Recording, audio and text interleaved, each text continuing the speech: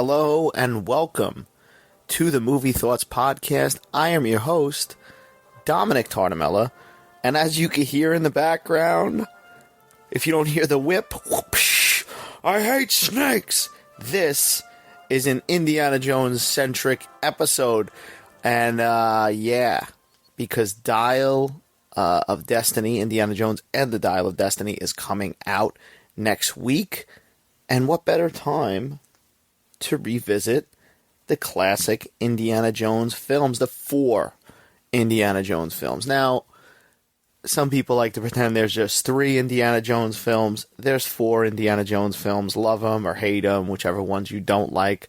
Specifically, Kingdom of the Crystal Skull. We'll get to it. But because this is, the 50th Indiana Jones movies coming out, Harrison Ford's, 80-something years old. How old is Harrison Ford now? Let's just double check so I'm not exaggerating. Harrison Ford, at the time of this movie's release, is 80 years old.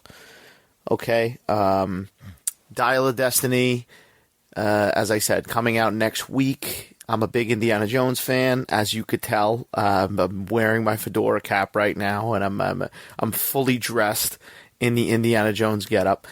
And it's been getting some lukewarm reception. If you look around, not that I take reviews that seriously and stuff like that, but it's been getting some lukewarm stuff. I'm going to judge it myself, right? We got James Mangold directing it. He's done movies like Logan, obviously. His last, the Ford versus Ferrari. He's done a slew of movies, and he's a great director, and I have faith in James Mangold. So hopefully I'm pleasantly surprised. But as it is the 5th and final Indiana Jones movie, because let's face it, it's the final movie. I mean, you could have said that Kingdom of the Crystal Skull was the final, but this one, especially with Harrison Ford's age, the time, the limitations, listen, they're de-aging him in this one for a nice chunk of this one, apparently. Because, this guy's old. What is he going to do? He can't run around, he can't roll in the dirt and shit like that and be crawling into tombs forever, right? So he's hanging up the whip. He's hanging up the hat. Disney is obviously distributing this one now. But so as it is the last one, I figured let's drag this out a little bit. So I'm going to talk about Raiders of the Lost Ark today. I'm going to talk about the first one in the series, and then hopefully I'm going to try to do the other 3. I can't guarantee that I'll actually get them done in the next week, but I'm going to try to do the next 3. But yeah, I just rewatched Raiders of the Lost Ark, and what is not to love about this film, right? I mean, 1981 is the year it's released. It's directed by Steven Spielberg. It's written by Lawrence Kasdan, who, obviously co-wrote, he co-wrote Empire Strikes Back, and he also co-wrote, I believe, Return of the Jedi. They also brought him back to do The Force Awakens, and he was also involved with his son in the Han Solo film, which doesn't get enough respect. Kind of feels a little bit Indiana Jones-esque at times. But yeah, Raiders of the Lost Ark, the introduction to the character of Indiana Jones. Harrison Ford, fucking charming as fuck. I mean, this is what cements Harrison Ford as a movie star. He does movies like American Graffiti. He popped up, obviously, as Han Solo, having this iconic character. And then when he does Indiana Jones, this cements it, right? This cements Harrison Ford as the lovable fucking movie star that we all know and love, right? Because after this, then it's just, then he does Blade Runner after this. He comes back in Return of the Jedi. He does another Indiana Jones, and then that's it. Then the movies just start, and he becomes his household name, right? Started as a carpenter, apparently, Harrison Ford. So he turned to acting. He was a regular working guy, and he became this famous fucking actor. But Indiana Jones, an iconic character that George Lucas and Steven Spielberg came up with. I think they wanted to do like a James Bond movie. They were both like James Bond fans, and instead of doing that, they came up with their own character, right? And this is back in the day.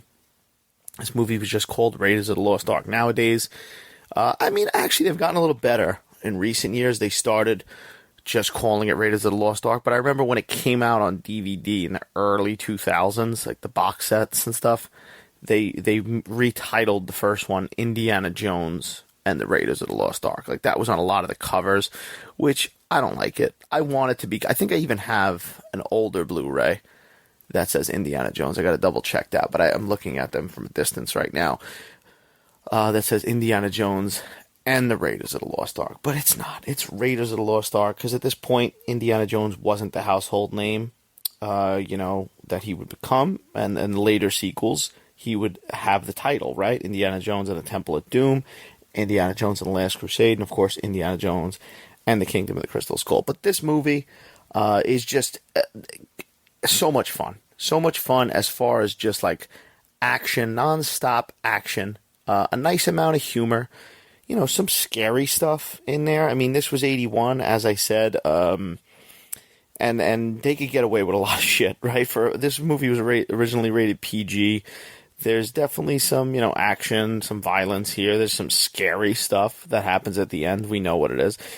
But overall, just a fun movie. Just, as I said, nonstop action just keeps going. And that's one of the things that never ceases to amaze me when I rewatch this movie, because of how, like, you get your story, obviously you get your dialogue, but there's just scene after scene of, like, right when, they get all that stuff out of the way, there's another scene of action. There's another scene of action. There's another scene of action. And it's relentless in that way. And that's the great thing about Indiana Jones, right? Like, there's not a lot of movies that, there's plenty of action movies and adventure movies, but not a lot of movies that just do it so well. Obviously they were basing it on, like, serials of their time that Lucas and Spielberg and Kasdan all knew. So, like, it takes a lot from that with the action, but a lot of, like, happy accidents in there, too. I mean, there's the classic sword scene where the swordsman's throwing his fucking sword around and Indiana Jones just pulls out his gun and shoots him, right? That, if legend is true, was because Harrison Ford was sick that day. And there was supposed to be, like, this big fight scene. And Harrison Ford, I don't know if he ate something or he drank something that got him sick. He had the shits. I don't know what the case was. But he literally was, like, got the idea of, like, pull out the gun and shoot them. And it's fucking... It works so well. It's, like, such a classic scene. It's still funny to this day. But, yeah. Also, great supporting cast in this movie. I mean, let's talk about them, right? Let's talk about the Indiana Jones cast. You get Karen Allen as Marion, and she's great. She later returns in Kingdom of the Crystal Skull. There's also rumors that she's in the fucking new one. I'm sure to some degree she's probably in it. We'll see. But she's great. They kind of, listen, some people knock it now. They kind of make it like, this relationship of Indiana Jones and Marion. Is something going on there where maybe she was too young. She even refers at one point where she's like, I was a child and stuff like that. And, he was a teacher, professor. So maybe it's a little weird. But, all right, first of all, let me get this out of the way. It's a fucking movie. That's first of all. These characters don't exist, right? Not that I condone underage, the shenanigans of that nature. And what's wrong nowadays is wrong. Even like a teacher. I don't even know why I'm getting into this, because yet again, these are fictional characters. But let's just stop it, because this movie, first of all, not only is it from the 80s, but it's set in 1936. So, like, whatever went down with Indiana Jones and Marion, those were different fucking times. I don't think we should really get lost in there and, start calling Indiana Jones a fucking pervert or anything like that. Whatever.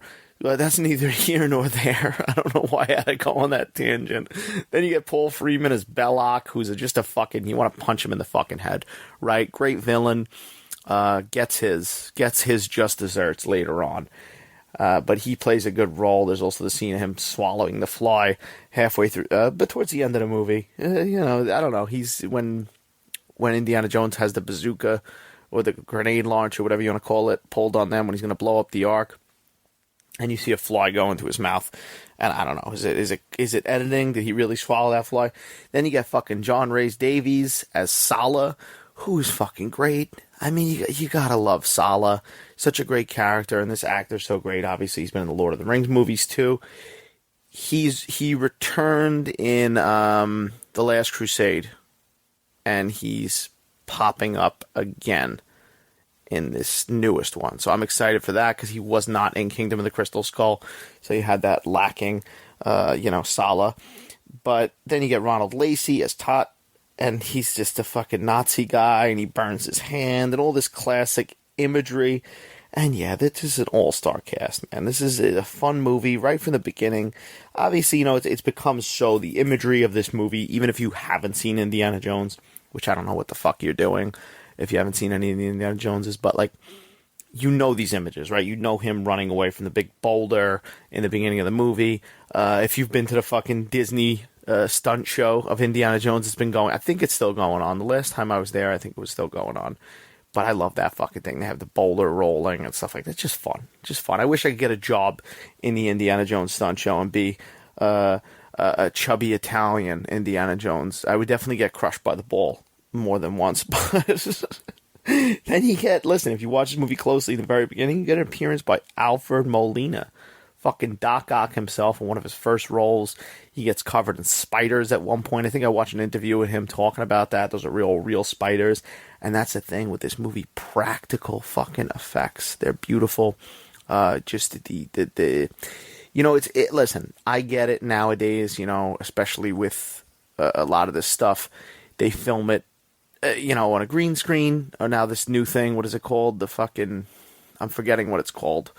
Whatever, the thing that like Mandalorian uses and stuff like that, where the backgrounds, they put you in any setting. It's all great. It's all cool. But there's something that I feel like your eyes notice, right? When you're watching stuff like this and you see, what is it called? The volume or something like that? It's called, whatever the hell it's called. You see when something's really not there. And this is the type of movie where it's all sets, man. Like even that scene in the beginning when he's taking the golden idol and the fucking ball comes, like this is all sets that are built on stages, and everything looks great. Everything looks lived in and really looks like a tomb, and it's just great. And there's always that feeling, as I said, like the action is just nonstop. There's always that feeling of like, oh, he's safe. Oh my God, he's in danger. Oh my God, he's safe. Oh my God, he's in danger. There's constantly, whether it's, as I said, the beginning, fucking, the Doc Ock over there takes his fucking whip and throws it away. Just great. Great stuff. Nonstop action. And of course, the fucking ending, right? I mean, spoilers, but the fucking Ark of Covenant, they're trying to get it. They're having this kind of tug of war back and forth. And finally, the Nazis, the bad guys, Belloc, they end up with the Ark of the Covenant, and they fucking open that shit. And it's fucked up what happens. Effects that, listen, they're a little dated now. They're not perfect, but they still fucking hold up. They still hold up. For 1981, I would take this and these kind of effects any day versus just computer stuff. And listen, I'm not one of these people that's like, CGI and shit like that. Shit, CGI is great. CGI, especially when it's done right, it's amazing. My problem with CGI is just like they overdo it sometimes, where they don't use any practical stuff. Like, yeah, if you did this scene over today and you used a lot of the practical elements, but then you used, some of the CGI stuff to maybe show some of the ghosts and the magic flying around, that will work. But that's not how they do it. They would just fucking overdo the CGI. But this scene, just the practical effects, it's creepy still. Even when the ghost comes, it's like I said, it looks a little cheesy at times, but it's still creepy. The light shooting out everybody's eyes and the fucking face melting. You can't beat that. The face melting, Belloc's head exploding, but the Nazis' face melting is classic. It's like I was watching how they did that. I don't know if they recreated it on something. I gotta go through the bonus features on the Blu-ray 4K or whatever, because I definitely watched something where they recreated the head melting scene, which is fucking awesome. I also saw there's like a candle you could get. I don't think it's officially released, but like somebody maybe on Etsy or something sells a candle of the guy's face, and you could it melts. It's amazing. It's just amazing. I just love this movie. A lot of fun. Just a great debut for the Indiana Jones character. And listen, I wish there was as many Indiana Jones movies as there was like James Bond movies. But unfortunately, it didn't work out like that, right? You had a big gap in between The Last Crusade and Kingdom of the Crystal Skull, because I think we were pretty much done. I mean, that was really, the trilogy was done for a long time.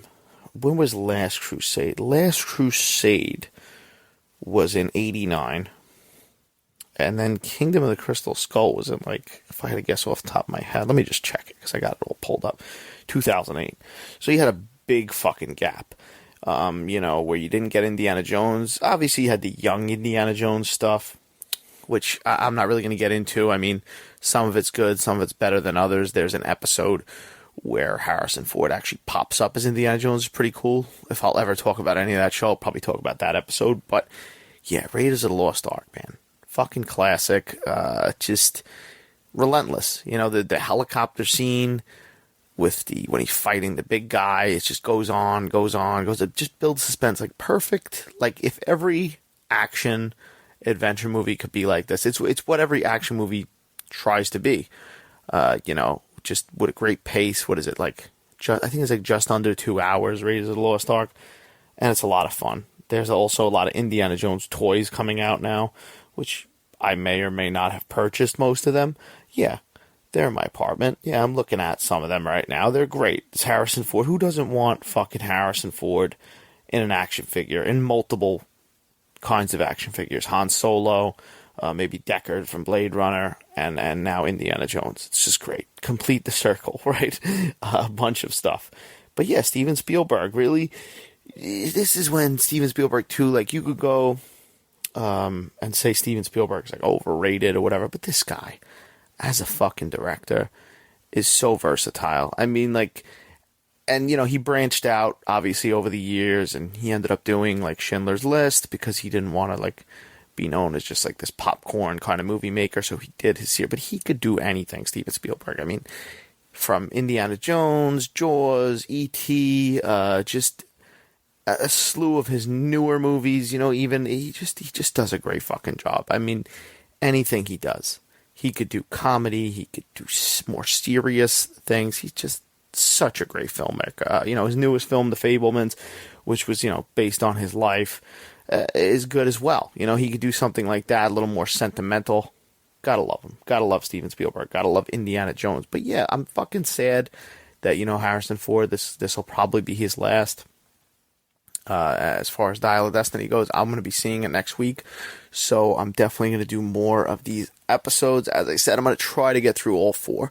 It's kind of going to be a shorter little episode, trying a little something different. I was gonna just talk about them all together, but I said, what? Let me just do a little kind of like 20-minute episodes where I talk about each film and how I feel about them. As far as Raiders of the Lost Ark, though, probably, is it the best in the series? That's the question. We'll do a little bit of a ranking, too. I'm not going to say that this is my favorite in the series. This is probably my second favorite. We'll leave it at that. And as we go on, we'll talk about the others. But Raiders of the Lost Ark, fun time to revisit it.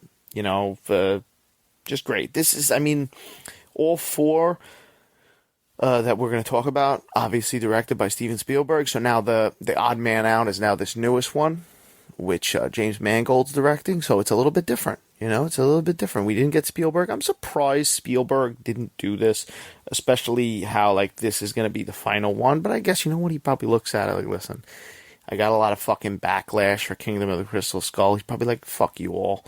Fuck you all. Let somebody else take it. My name's still on the credits. Still my character with George Lucas. And, yeah, we'll see. I don't know. We'll see. Is there a future? Is there a future for Indiana Jones outside of Harrison Ford? Who fucking knows? But yeah, that's pretty much the episode. Can't stress it enough. If you've never seen this movie, definitely check it out. I'm excited to delve into Dial of Destiny. The Dial of Destiny, rather. Next week. Mads Mikkelsen, all that fun stuff. But we'll see. I'll do Temple of Doom next. Maybe have that out by like Sunday or something like that, and then we'll try to do the other 2. That's what we're doing. But yeah, that's the podcast. Check out the other episodes. Check me out on Instagram, TikTok, and Twitter at Dom Solo Reels. If you like the podcast and this is the first time you're listening, subscribe, rate, review, all that shit. I don't know. I think I might be back later, depending upon when I drop it, I guess. I'm going to go check out that Asteroid City, the Wes Anderson movie. I'm going to try to check it out later. So that will be posted soon as well. And I guess that's it. Have a good day.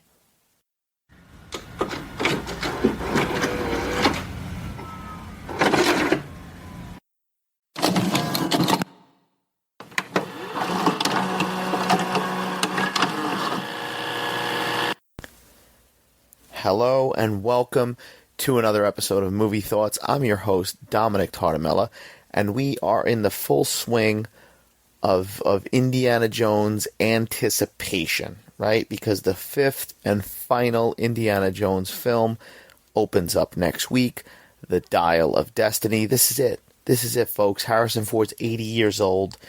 This is probably going to be the last Indiana Jones. This is the first one after, Disney has acquired the film rights. So people are anticipating, right? There's been some word of mouth. It wasn't getting the best word of mouth, but I'm not going to fucking let that affect my opinion of the movie.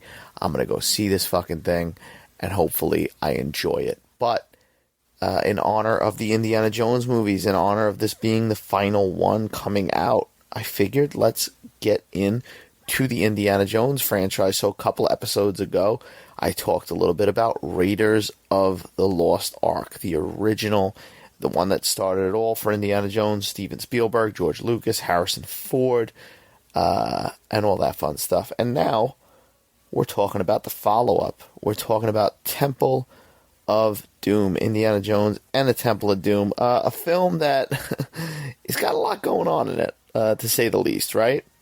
So now Indiana Jones and the Temple of Doom is the first movie to put the title Indiana Jones and right? And this would obviously go on to be the thing.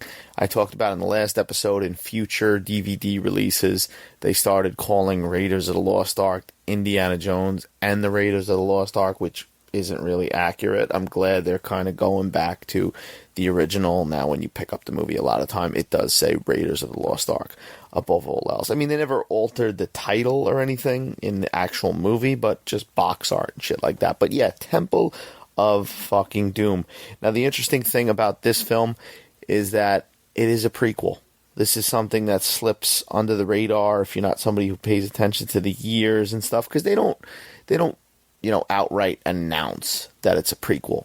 But if you go off, the year that Raiders of the Lost Ark opens at, and if you go off the year that this opens up at, it's before Raiders of the Lost Ark. Now, the main reason they did this, from Steven Spielberg and George Lucas's perspective, was that they did not want the Nazis to be the villains again, which I get. It's one of those things, it's kind of like silly. I mean, when I watch the Indiana Jones movies, I watch them in release order. I watch Raiders, I watch Temple, Last Crusade, and Kingdom of the Crystal Skull, when I'm able to, when I'm able to stomach it. But this was, so it's not really like, it doesn't change much. I mean, I think maybe one time I tried to watch Temple of Doom first, and it just doesn't feel right, because this is the second movie. I talked about the sword scene from Raiders of the Lost Ark. There's even a callback to that, which is like, it being a prequel wouldn't make any sense, but whatever. It's all bullshit. It's because, as I said, they didn't want the Nazis to be the villains. You're also getting a more like pessimistic Indiana Jones in this. He's a little bit more for himself and shit like that. But this movie opens fucking great. I mean, he's doing a fucking deal. He's fucking wearing a white fucking suit, and he's fucking, it's just like they had to top the boulder scene and the tomb scene, from the original.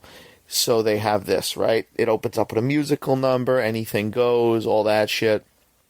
And then we get down to the action. Indiana Jones is having a back and forth, and he's fucking, a deal goes to shit. He drinks poison. He's running around. He fucking kidnaps Kate Capshaw's character, right? And he's fucking running around with her. Now, Kate Capshaw, who plays Willie Scott, was I think she started dating Steven Spielberg this time, and they later got married. And listen, she's a bit annoying. All right, let's face it, she's a bit annoying. I think she's doing the job that she was hired for. I just feel like she's a little bit much. She screams throughout this fucking movie all the time. And this is one of those things, listen, we all, as movie fans, we all have those little pet peeves of movies that when we kind of get in the mood to watch them, and maybe something that gets us in the mood or something that kind of turns us off and says, I don't feel like fucking watching it. She's been, I hate to say it, but she's a little bit of the reason sometimes why I don't watch this movie.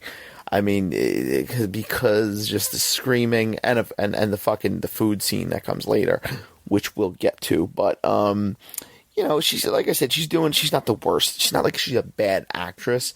The character's just fucking annoying, and I guess that's her job. You know, she's kind of the polar opposite of Marion in the first one, and I guess that's the point, right? At this point too, they wanted to kind of do like Indiana Jones. You know, as he was inspired by James Bond, they kind of wanted to do him, you know, having a different girl in every movie, and that goes to work. Obviously, Marion comes into play later on, but in the fourth one. But you know, we'll get to that when we get to that. But yeah, this fucking opening scene is great. Like I said, a lot of action, a lot of back and forth, sets the tone for the rest of the movie. Like I said, the antidote. What the fuck? The antidote. Anecdote. What the fuck am I saying? The antidote scene. Great. You know, Indiana Jones punches a fucking girl at one point in his like chaos of being poisoned, and he kills a bunch of people. He throws a fucking like shish kebab thing through some guy's chest. It sets the tone. As I said, you get a little the Easter egg in there, Club Obi-Wan, and then you meet Short Round. Right now, Short Round is he's played by Ke Huy Quan, who is also known for The Goonies. And he was just recently in the movie Everything, Everywhere, All at Once, which I thought was fucking overrated, and I really didn't like. But he was fun in it, and he won a fucking Oscar, so good for him. I'm happy for him, because the guy's been around for a long time, and he's fucking great in this movie. Short Round is such a fun character. Unfortunately, you know, Short Round, from what I've heard, haven't been delving into spoilers of Dial of Destiny, but he is not in that movie. In no capacity. There's been like kind of like an online campaign to try to say like that some fan art made and stuff that like Short Round should get his own spin-off continuing the Indiana Jones series and like a television show, a Disney Plus show, and I'm down for it. I'm down for Short Round to make his triumphant return because he has the history there. We've seen him in a movie. We can see him as a grown man now and see how he is, see how Indiana Jones affected his life.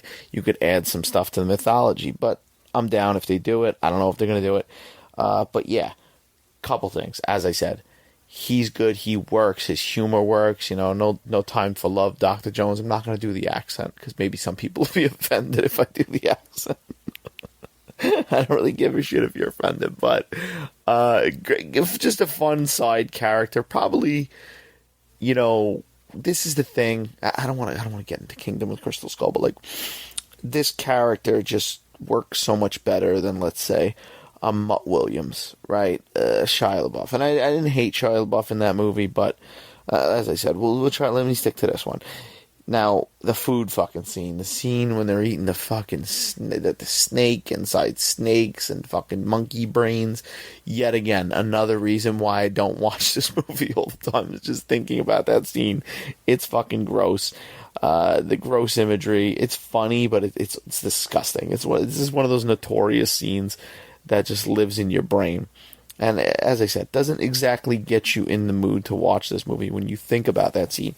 Harrison Ford in this fucking movie, he had a back injury, I believe, where he had to have like I don't know if it was a hernia. He had to have surgery on it, but he's fucking like he's jacked in this movie. He's much more like chiseled than he is in the original.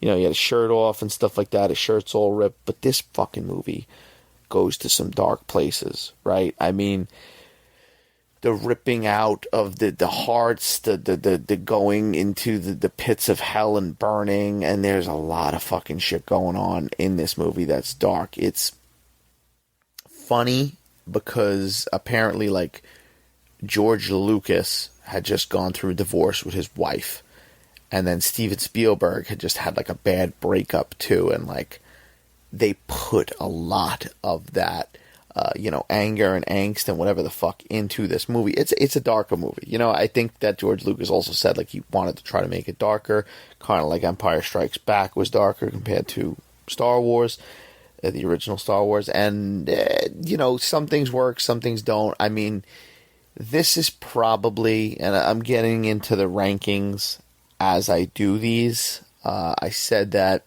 Raiders of the Lost Ark was probably my second favorite. This, as far as ranking, right? Second best in my opinion. This is probably third. Third best out of the four that have been made, right? And you could probably assume what the others are, but as we do the movies, we'll get to them. But yeah, this movie goes in some dark places. I mean, it's fun. It just doesn't have the, I think the lighthearted fun that the original had. But as I said, I guess the divorce and what they were going through in life played a role in that. There's some good action stuff. I mean, the fucking minecart scene, which, rewatching it nowadays, the minecart scene is, like, obviously was the inspiration for that fucking Donkey Kong Country level. If you're a big fan of Donkey Kong Country for Super Nintendo and that whole series, the minecart level in that game, it's like taken right out of this fucking movie, and it's fun. There's a lot of danger, and it's cool to watch it nowadays too, because you see it's all practical, even when the people chasing them have fallen to their deaths and stuff like that. And those are the things, like I said, with the first Indiana Jones film, Raiders, you don't get nowadays, the practical effects and just the way it's shot and stuff like that. But yeah, there's also the fucking classic bridge scene at the end. I mean, it's pure, like, lunatic Indiana Jones, like. And the whole, what does Short Round say? He's like, he's not nuts, he crazy. I did the voice. That's me doing the Short Round voice.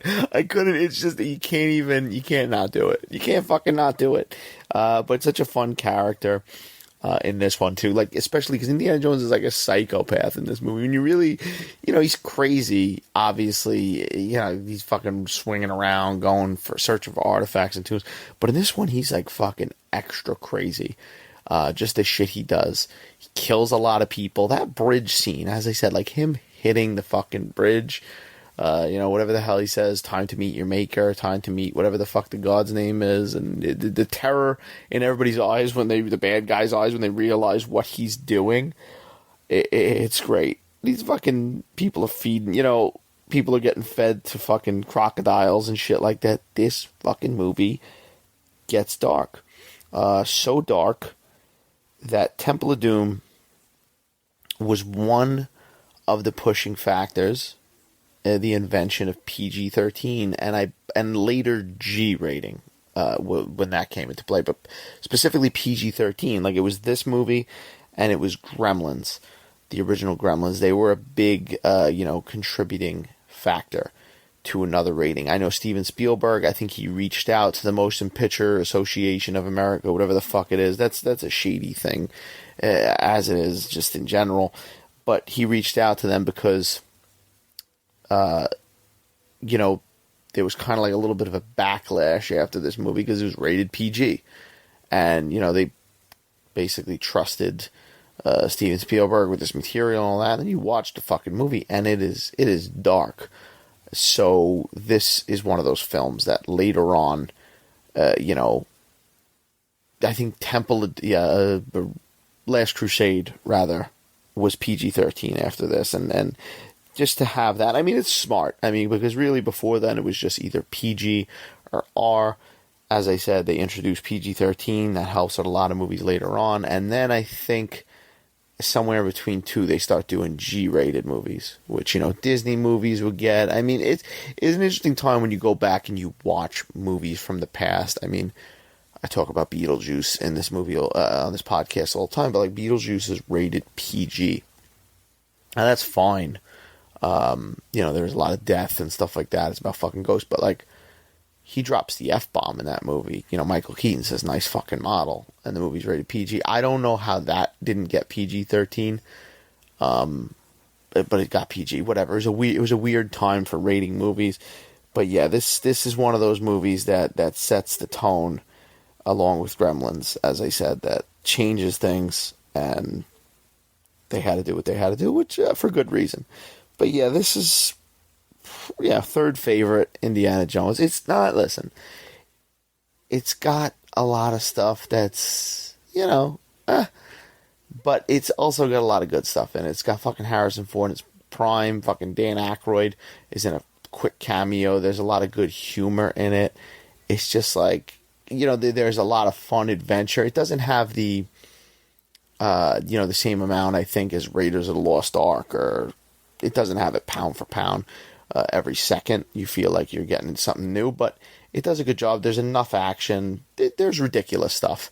And that's the thing about Indiana Jones movies, which I'll get into when I get to like Kingdom of the Crystal Skull and stuff like that, because there's a lot of hate with that movie. And as much as I don't love it, I do like it for the most part. But like, everybody talks about the ridiculousness and some of the things in that movie. These movies have always been ridiculous. I mean, especially, if you're going to start with Temple of Doom, I mean, they go out of a fucking airplane into like a raft, and they survive. They live to tell about it. There's a lot of bizarre stuff. Not everything is so grounded in reality, and even the the magic and the mystical shit that has happened in all four of these movies, they're all on the same level. I mean, we start with Raiders. They're getting their faces melted. We go in this one, there's fucking people getting their hearts ripped out and bursting into flames and this and that. Last Crusade, we'll get to, but there's a knight, there's a fucking, essentially a fountain of youth we're drinking from, right? And Kingdom of the Crystal Skull has fucking aliens. Are they all, that different from each other? I'm curious. As I said, I've been careful and haven't read anything about Dial of Destiny, but like, I'm curious where they take it with the magic and the mystical in that one. But is anything really out of line in an Indiana Jones movie? I mean, you could do anything. It doesn't bother me seeing all this shit. But yeah, this is, as I said, this is a more like pessimistic, kind of negative Indiana Jones. I guess they didn't want to have him, believe in magic and stuff like that, because it's set before Raiders, so he hasn't seen all the crazy shit that happens in that. But yeah, good movie. Temple of Doom. It's a classic. Listen, I mean, it goes, the original trilogy of Indiana Jones are classics. You can't knock them. Listen, some of them are better than others and stuff like that, but they're all fun. I enjoy them all, and they all have the classic label to me. When it gets into Kingdom of the Crystal Skull, probably not a classic, but a fun Indiana Jones movie we will get to. But yeah, Temple of Doom. Second movie, builds on the universe. It's still weird, as I said earlier. It's still weird that it's a prequel. I don't know. It's not really necessary. It's one of those things. I think half the people don't even fucking realize it's a prequel when you're watching it, because there's no indication. It's not like they stop and they're like, this one is set before Raiders, and it wasn't until like years later that they really started acknowledging it anyway. Like, I remember the videotapes of Indiana Jones, and then they had the videotapes of the Young Indiana Jones Chronicles, and they were all like labeled in a certain order, like numbered, and I believe they put Temple of Doom before Raiders, like in that collection or those videotapes.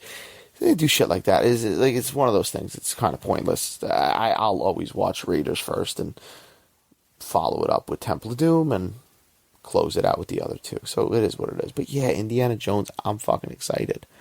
As I said, as you can tell. But next, I don't know if it's going to be I'm going to try to do Last Crusade and Kingdom of the Crystal Skull. I'm going to get into this week. going to get into them and lead right into Dial of Destiny. As I said, because this is the final Indiana Jones. We gotta celebrate it. I was going to do it all as one episode and just talk, as I've done in the past with other things. But I'm like, you know what? Let me split it. Let me savor it. Figure I'll do these little shorter, kind of 20-minute episodes on it, just giving my feelings. And, talking about it. I don't know. As I said last time, maybe I'll get into, probably not now, but maybe a bonus Indiana Jones episode. I'll talk about some of the young Indiana Jones shit down the road, or particularly that episode that Harrison Ford's in. We'll see. I don't know. Is anybody else as excited for Indiana Jones? Close it out. 80-year-old Harrison Ford. I'm really curious to see the de-aging and how that works and how it holds up, because sometimes de-aging is kind of here and there. It takes you out of it a little bit, but we'll see. We'll see. I think it's only the first half of the movie from what I hear, so I'm sure it'll be fine. But if this is the first time you listen to the podcast, thank you for listening. Check out the other episodes. As I said, I did the Raiders episode a couple episodes ago. I did the new Jennifer Lawrence movie, No Hard Feelings. I did The Flash. We're keeping it going, right? We're podcasting. I also do another podcast with my friend Ryan, our Rambo podcast called It's a Long Road, where we're talking about Rambo 4. We're going to work our way to Rambo 5 and finish it up. And you could go listen to us talk about Rambo 3 and stuff like that in previous episodes. And this is a lot of fun. If you like action movies and all that fun stuff. We overanalyze the Rambo series. So a series that probably doesn't need overanalyzing. But that's what we do. But yeah, thanks for listening. Check out the other episodes. Check me out on TikTok, Twitter, and Instagram at Dom Solo Reels, where I put some funny movie content and funny videos up from time to time. And thanks for listening. Have a good night.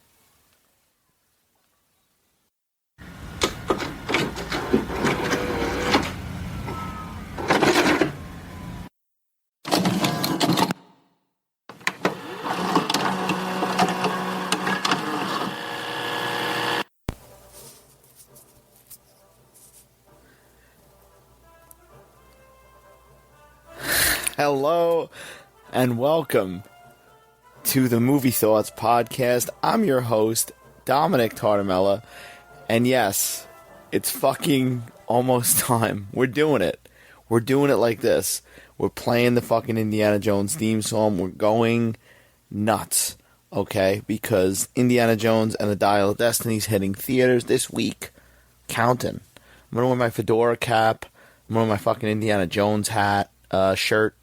Rather, I'm going to wear my Indiana Jones hat, and I'm going to go nuts, because it's coming. And as I've been doing the last couple episodes, a few episodes ago, I did Raiders of the Lost Ark, then I did Temple of Doom, and now we're closing out the original trilogy today with this episode. This is episode 65 of the Movie Thoughts Podcast, as I said. 65. Boom. Probably hit 100 soon. Because I'm climbing the ladder. If I keep fucking doing Indiana Jones episodes, I'll hit 100. But yeah, we're getting there. And as I said, so I'm going to do Kingdom of the Crystal Skull next. But this is it. This is the end of the originals, right? From the 80s. The last one in the 80s. After this, we didn't get Kingdom of the Crystal Skull till 2008. However people feel about that, some people feel that there's only 3 of them. I acknowledge the 4th one, though. I don't make a big deal. It is what it is. We'll talk about that when we get to it. But Indiana Jones and the Last Crusade, 1989, is the year it was made. Steven Spielberg returns to direct. George Lucas, executive producer. And yeah, this is, I'm going to say it right from the get-go, because I've been teasing it a little bit with the other ones. This is my favorite Indiana Jones movie. It's, if I'm going to go ranking, I'm going to go Last Crusade, Raiders of the Lost Ark, Temple of Doom, and Kingdom of the Crystal Skull coming in at last. But I love this fucking movie. And a lot of the reason I love this movie is because of the relationship that Harrison Ford and Sean Connery, the father and son relationship. I think it's great. But yeah, let's start with some of the stuff I like about this movie. I mean, this movie could have been called Indiana Jones and the Quest for the Holy Grail or something like that, because that is what they're going for in this movie. You know, he's approached Indiana Jones. It ends up that his father has gone missing in search of the Holy Grail, and now he's got to go find his father. He's got to go find a Holy Grail. He gets into some shit, right? And the cool thing about this movie now is, and this is the cool thing about all the Indiana Jones movies, because you get a little bit more of the mythology as the movies go on. You get to know the character a little bit more. We open with a flashback. So this one's set in 1938, I believe, and we open with a flashback in 1912, when Indiana Jones is basically a Boy Scout, and he gets into a little adventure. And it's a little goofy at times. It's a little cliche. You kind of see the origin of Indiana Jones just in one day, essentially. You know, he takes his image, his wardrobe look from somebody else. He gets whipped in the face, in the chin, and which leaves the scar that Harrison Ford actually has. He has a moment with the snakes, and why I hate snakes. Why you get to see that origin.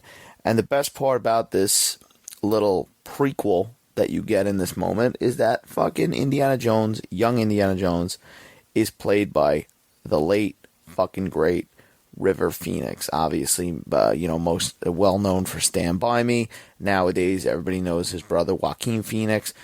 But River was very big at this time, and he was kind of climbing the ladder, and tragically, he OD'd with drugs later on. I don't want to get into that fucking horror story, but it was outside Johnny Depp's nightclub. Maybe I'll do some darker like Hollywood tales on this podcast one day when I get bored, but we're not going to get into the full details of that.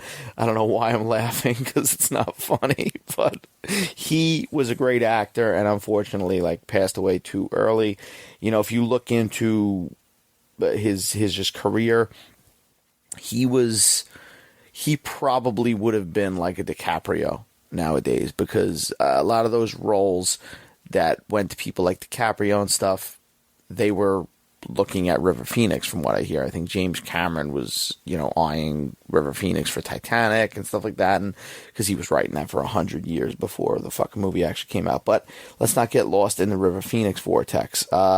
River Phoenix does a great job, though, playing a young Harrison Ford. He had worked on him in a movie called Mosquito Coast, I believe, where he played his son, and I think Harrison Ford recommended him, and he's just great. I mean, he does it, it's not really an impression, he just plays it subdued, but he has those like Harrison Ford mannerisms and reactions and stuff like that, and it's great. I think it works awesome.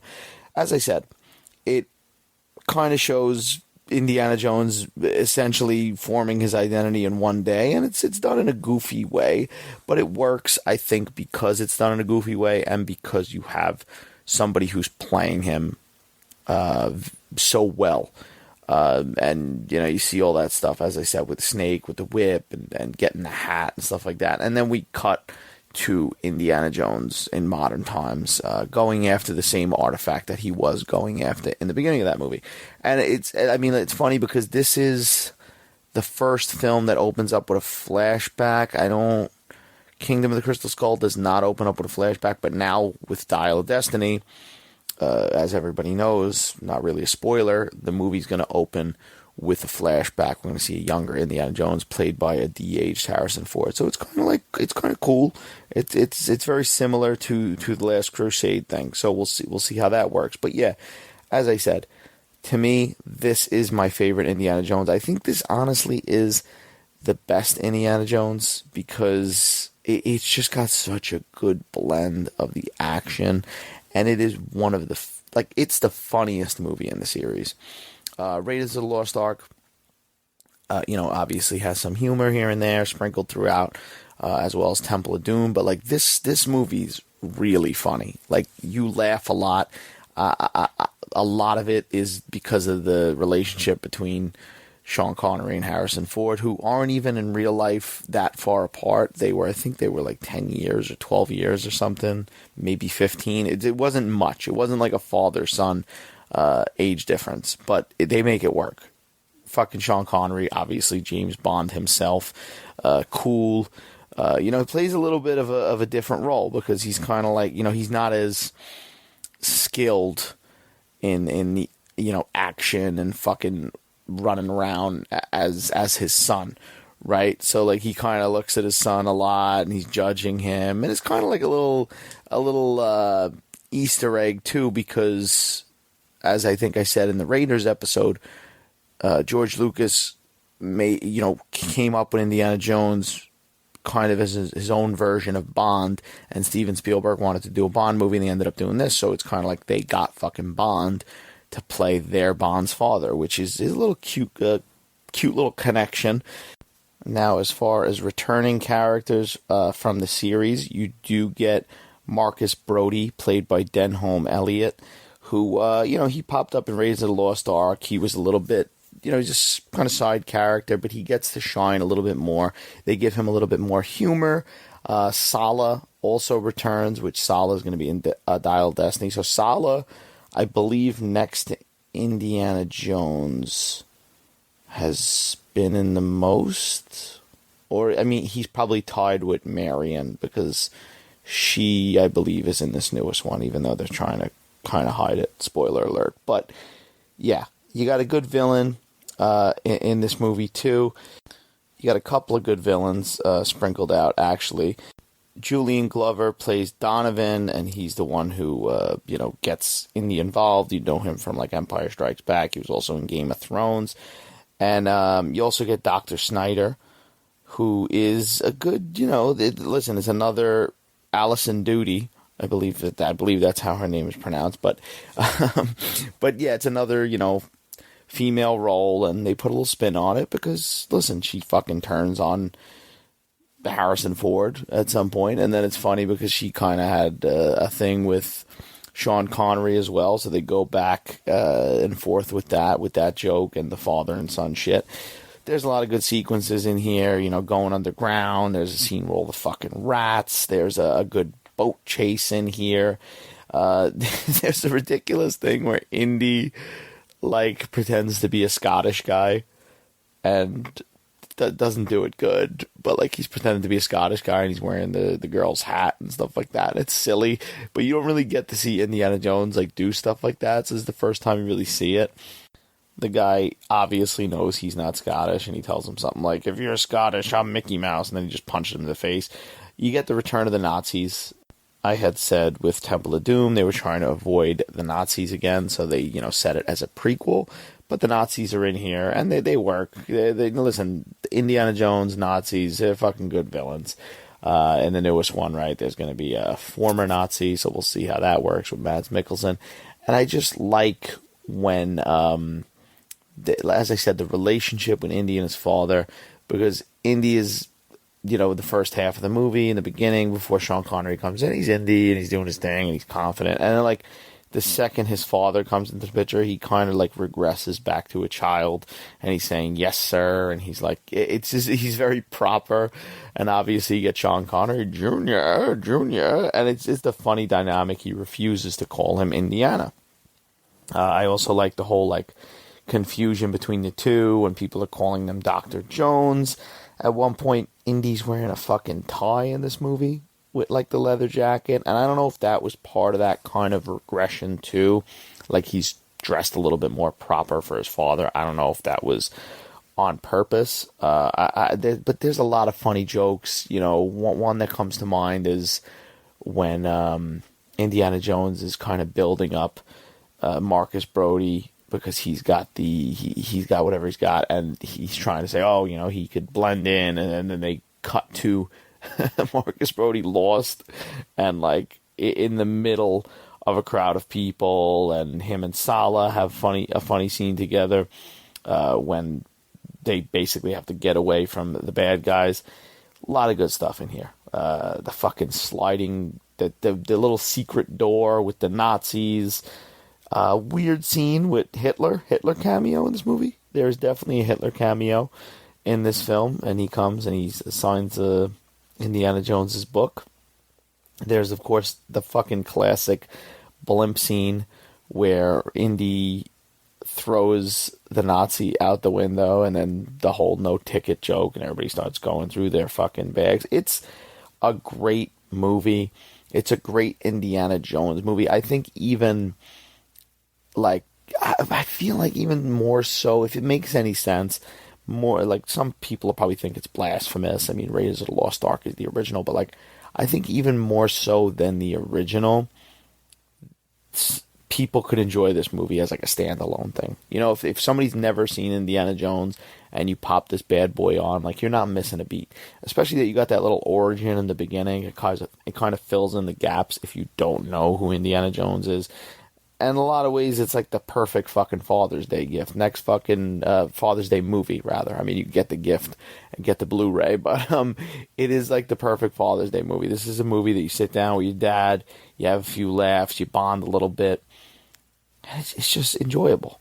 It's enjoyable because that relationship feels very real, and there's a lot of heart in the movie. I didn't mention it in the other two episodes, but cannot be understated. John Williams' score in all of these films, as well as this one. I'm excited to hear his new score in Dial of Destiny. The only thing missing with the, return of Indiana Jones now is like the original artwork for the posters was done by Drew Struzan, who has since retired, and that's the only thing we're missing. I mean, some of the posters, I do like them for the new movie, but they just don't hit like those classic Indiana Jones posters. Even Kingdom of the Crystal Skull had like great Drew Struzan artwork, so it's unfortunate he's retired. I wish he would have came out one more time and maybe did this for the final bow, but whatever, he's doing his thing. But as I said, I like all the emotional stuff, and this is what I think elevates this movie more so than like Raiders for me, because the father-son relationship, there's the moment when Sean Connery thinks that Indy like falls off a cliff, and you see a lot of emotion in that scene, and he's like, oh God, I lost him. I never told him. And then, like, when he realized, I'm going to get choked up and start crying on this podcast right now. Maybe I got some other shit going on in my life. But when he realizes Indy's not dead, he's like, I thought I lost you, boy. I'm not crying. I'm not crying while I'm recording this podcast. And then they have the scene later when they kind of switch roles, and Sean Connery's shot, and, Harrison Ford's running to get the Holy Grail and all that stuff. And there's a lot of emotion there, and I think that's really the thing that brings this movie up in my book. Obviously, cool ending, comparable to the previous movies, right? The Old Knight, the huge shows pull, the great practical effects, fucking Donovan getting his shit, getting his just desserts, aging, that, this is the thing I talk about all the time, about the CGI and practical effects. Like, I just love that when he gets old and he turns into the fucking bones, essentially. It's so creepy. And whatever they did, claymation, stop motion, whatever the fuck it is, there's nothing creepier than that. Even if you did that CGI, it just wouldn't have the same creep factor. Still to this day, that scene like creeps me out. Just his long hair and shit like that, and him grabbing the girl and holding her, and Indiana running over and pulling him away.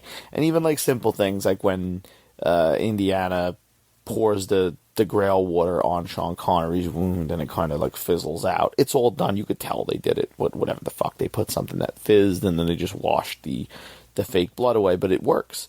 Whereas like if you were doing it with CGI or something like that, it would just look. It would look like a little too much. They would overdo it, right? But yeah, the emotional kicks keep coming in this movie, especially towards the end. And you see that relationship, like they really fleshed it out in a way where, like, Indy's trying to like live up to his father, and his father, even all the crazy shit Indiana Jones is doing in this movie, his father kind of looks at him with like a disapproving eye. And then, like, as the movie goes on, he kind of starts being a little bit more like, oh, giving him credit where credit's due. And the emotional kick at the end when Dr. Schneider is reaching for the Grail, she falls to her death, and then Indiana Jones is right in that place, and now Sean Connery is holding him, and Indiana's reaching for the Grail, and I love all that stuff. I love it. I think it's just great. He's like, what does he say? He finally calls him Indiana, and he's like, let it go. And then they have that moment, he pulls him up, and it's great. It's great. It's a great little gut punch, and well written, and well acted, and well directed, and just a fucking fun movie. If you see one Indiana Jones movie, I highly recommend Last Crusade. If you're listening to this podcast and you're like, this guy's been talking about Indiana Jones fucking movies for the last 3 episodes, what the fuck? Like, if you've never seen him, I'm sorry. But if you're going to watch one, Last Crusade is the one to watch. It just works so well on so many different levels. And yeah, I love it. I love all that stuff. I love even just the adventure part of it, right? The leap of faith part, all that magical, mystical stuff. I also love the joke about the dog at the end, where like the dog's name was Indiana. That was a nice little nugget too, because apparently George Lucas's dog was named Indiana, so that's where he got the name. But yeah, this movie just pulls off the dynamic. I mean, Sean Connery, out of all the Indiana Jones sidekicks, that are in these movies, right? Whether it be Marion's great, Short Round, and the girl from Temple of Doom, they're fun.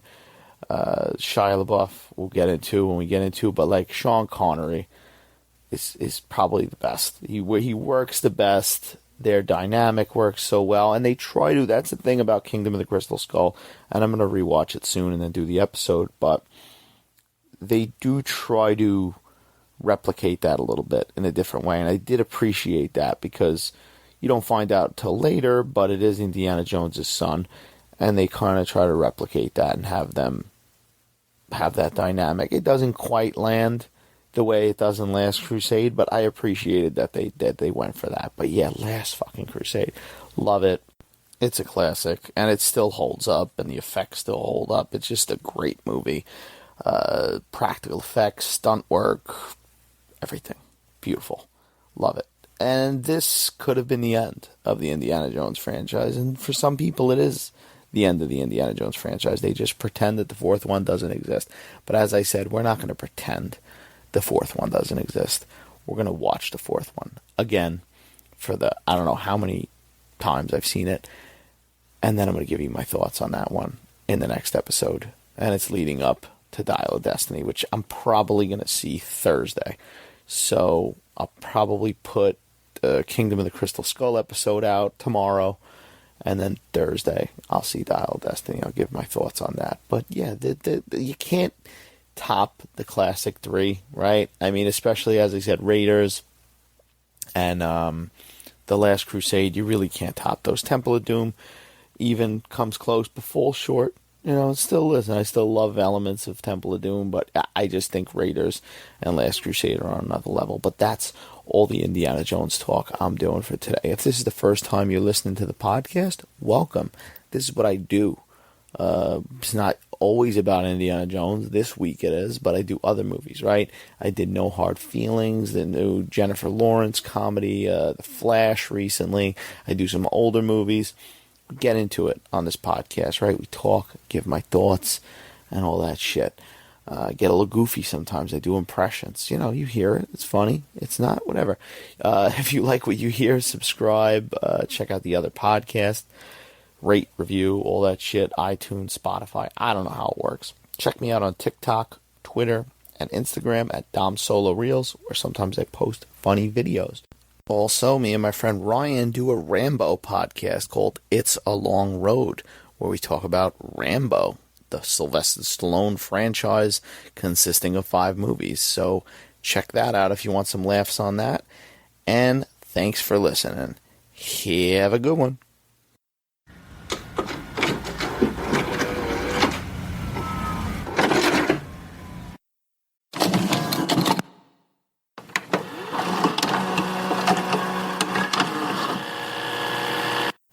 Hello and welcome to Movie Thoughts. I'm your host, Dominick Tartamella, and here we go again. Indiana Jones and the Dial of Destiny hits theaters this week. I'm very excited. As you can tell, I've been recording these episodes of the past entries in the series, right? I started with Raiders. I did Temple of Doom. Indiana Jones and the Last Crusade, the third, my favorite in the franchise, might I add. If you haven't listened to those episodes, go back and listen to them, because right now we're going to get to the most divisive entry in this series, and that is the fourth installment, Indiana Jones and the Kingdom of the Crystal Skull. Now, Indiana Jones, the last movie before this was Last Crusade, as I said. That was 1989, and then this film didn't come out to 2008. I don't know, what the mindset was at this point with Indiana Jones. They did the Young Indiana Jones series not too long after The Last Crusade, but I don't know if they had plans to do any more movies. I'm sure they dabbled in it, over the years, George Lucas, Steven Spielberg, but it took a while. Maybe at one point they weren't going to do it. They were going to just leave it at 3. But they did it. And as I said, it is a movie that everybody feels differently about. I personally don't hate this movie, and I never really hated it. Now, rewatching it, I have to say, I think I used to like it a little bit more. I think I was nicer to it. I don't, as I said, I don't sit there and go, oh, there is no fourth Indiana Jones. I'm not going to fucking pretend there's no fourth Indiana Jones. There is a fourth Indiana Jones. But I see a lot of the problems nowadays with it, rewatching it. I wonder, after seeing Dial of Destiny, whether that's better than this, in my opinion, or worse than this, how I'm going to feel about Kingdom of the Crystal Skull. It's okay. It's okay. I find myself, I did this for the podcast. I watched all 4. I made sure I watched all 4. But I know in the past I've watched them, and then when I got up to the 4th one, I kind of just, tune out. And it kind of happened again, to be honest. I mean, there's something about it. Some people have said that Harrison Ford's kind of not, bringing it. And I don't see a problem with Harrison Ford's performance. He feels like Indiana Jones to me. But at times, the movie itself doesn't really feel like the Indiana Jones movie we all know and love. It feels very modern. And that I think is maybe something to do with the setting as well, right? The movie opens up with the classic Paramount logo, and it morphs into, I guess it's a gopher's, dirt hill, and you see a CGI gopher. Now, right from the beginning of the movie, the CGI gopher, in hindsight, even seeing it in theaters back in the day, it's kind of like a bad omen. I mean, this isn't fucking Caddyshack, or the god-awful Caddyshack 2. Is a gopher needed? And maybe in that aspect, they should have done a puppet gopher like they did in those movies, because the CGI kind of doesn't feel right from the beginning. You get Elvis's "You Ain't Nothing But a Hound Dog" playing, and that sets the tone, because now we are in 1957, and this film ushers Indiana Jones closer to our time a bit.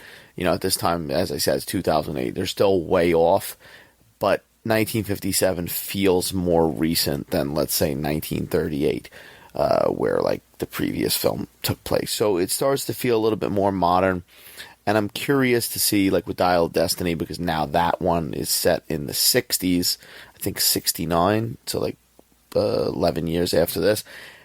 And I'm curious to see if it has the same effect on that movie, because I think that's part of it. Whether it's out of the control, right? They're setting the movie accordingly to Harrison Ford's age and what the timeline would be.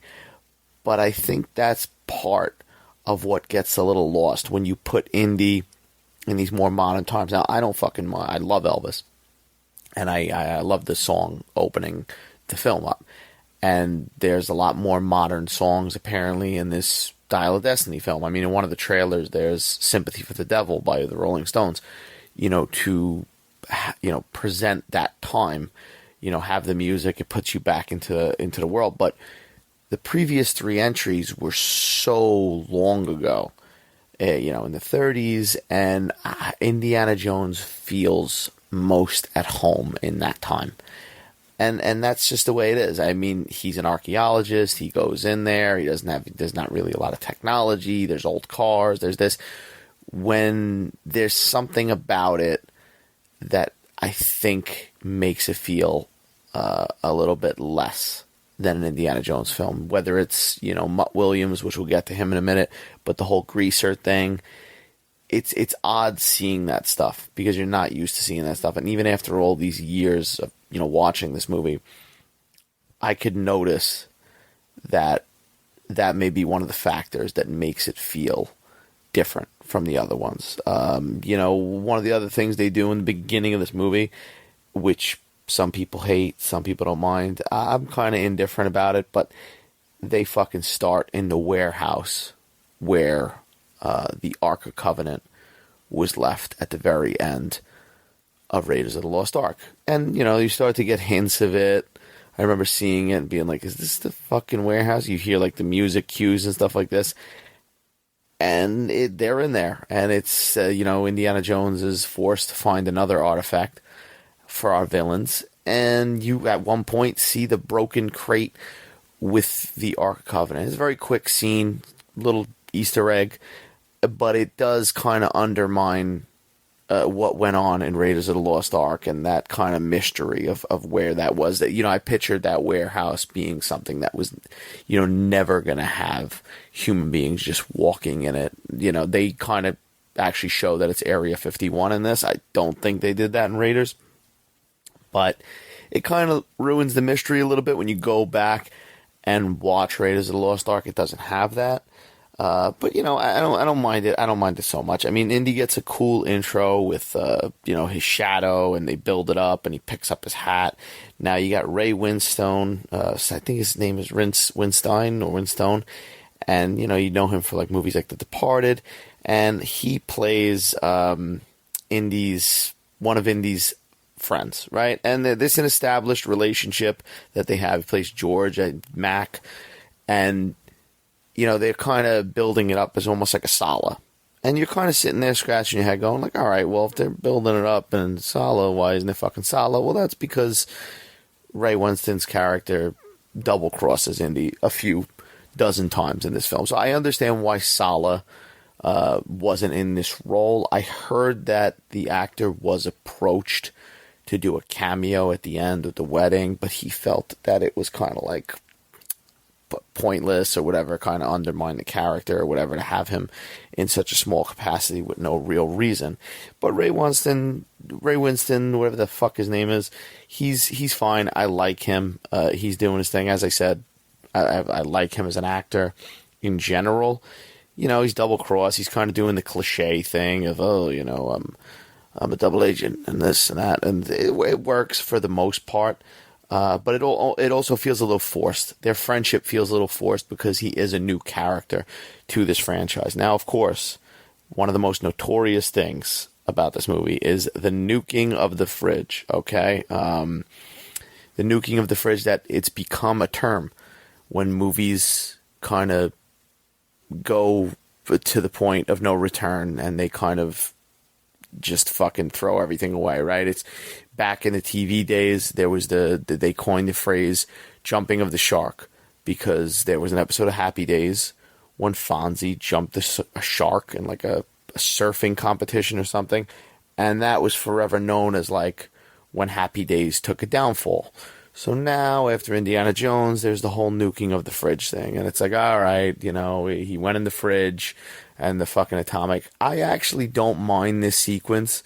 I think it's cool. I think it's a little different. I dabbled in this in the last couple episodes talking about the other entries in the series. Like, it's a fucking Indiana Jones movie.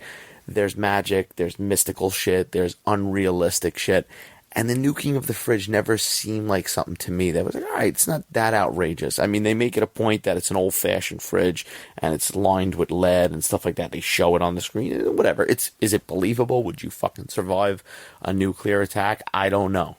I'll keep that in mind. If, God forbid, something happens, I'll crawl into my fridge. I probably won't be able to get out, but I don't mind it as much as a lot of people do. But let's skip around a little bit. We'll talk about Mutt Williams. Shia LaBeouf himself and his introduction. I do, contrary to popular belief, I don't hate Shia LaBeouf in this movie. I don't know the guy personally, like just from the way he presents himself and stuff like that. I think I tend to dislike him more as a real person. I don't hate his character for the role of what he's doing. He's this teenage fucking jerk, basically. Who later finds out that he's Indiana Jones' son. He's kind of like a punk. He's a greaser, as I said. But I think he does a good job with the role. I think he's doing what he's supposed to be doing in this movie, and I don't mind him. He went on after this film. I still remember reading the articles on like Joe Blow back in the day when the movie was still in fucking theaters. He went and he badmouthed the movie. He was like, oh, because, the movie started getting some critical shit, basically, to call it something else, and it started getting bashed a little bit by fans, and he went and he badmouthed the movie while the movie was still in its theatrical run. Now, I don't know the quotes exactly. I know that Spielberg, this fucked up their relationship, because he was in a few movies, like the first Transformers. I don't know if Spielberg's still involved with Transformers as a producer in any way, but the first Transformers, at least the first couple, I know Spielberg was a producer on. So Shia LaBeouf was in those, obviously. I remember there's a movie like Eagle Eye, I think that Spielberg produced or something like that. A few movies that Spielberg produced, Shia LaBeouf was in. And this kind of tarnished his relationship with Spielberg. And even Harrison Ford went, I remember him saying something. There's something, you could look it up. I should have prepared. But Harrison Ford went and said, kind of bashed Shia LaBeouf.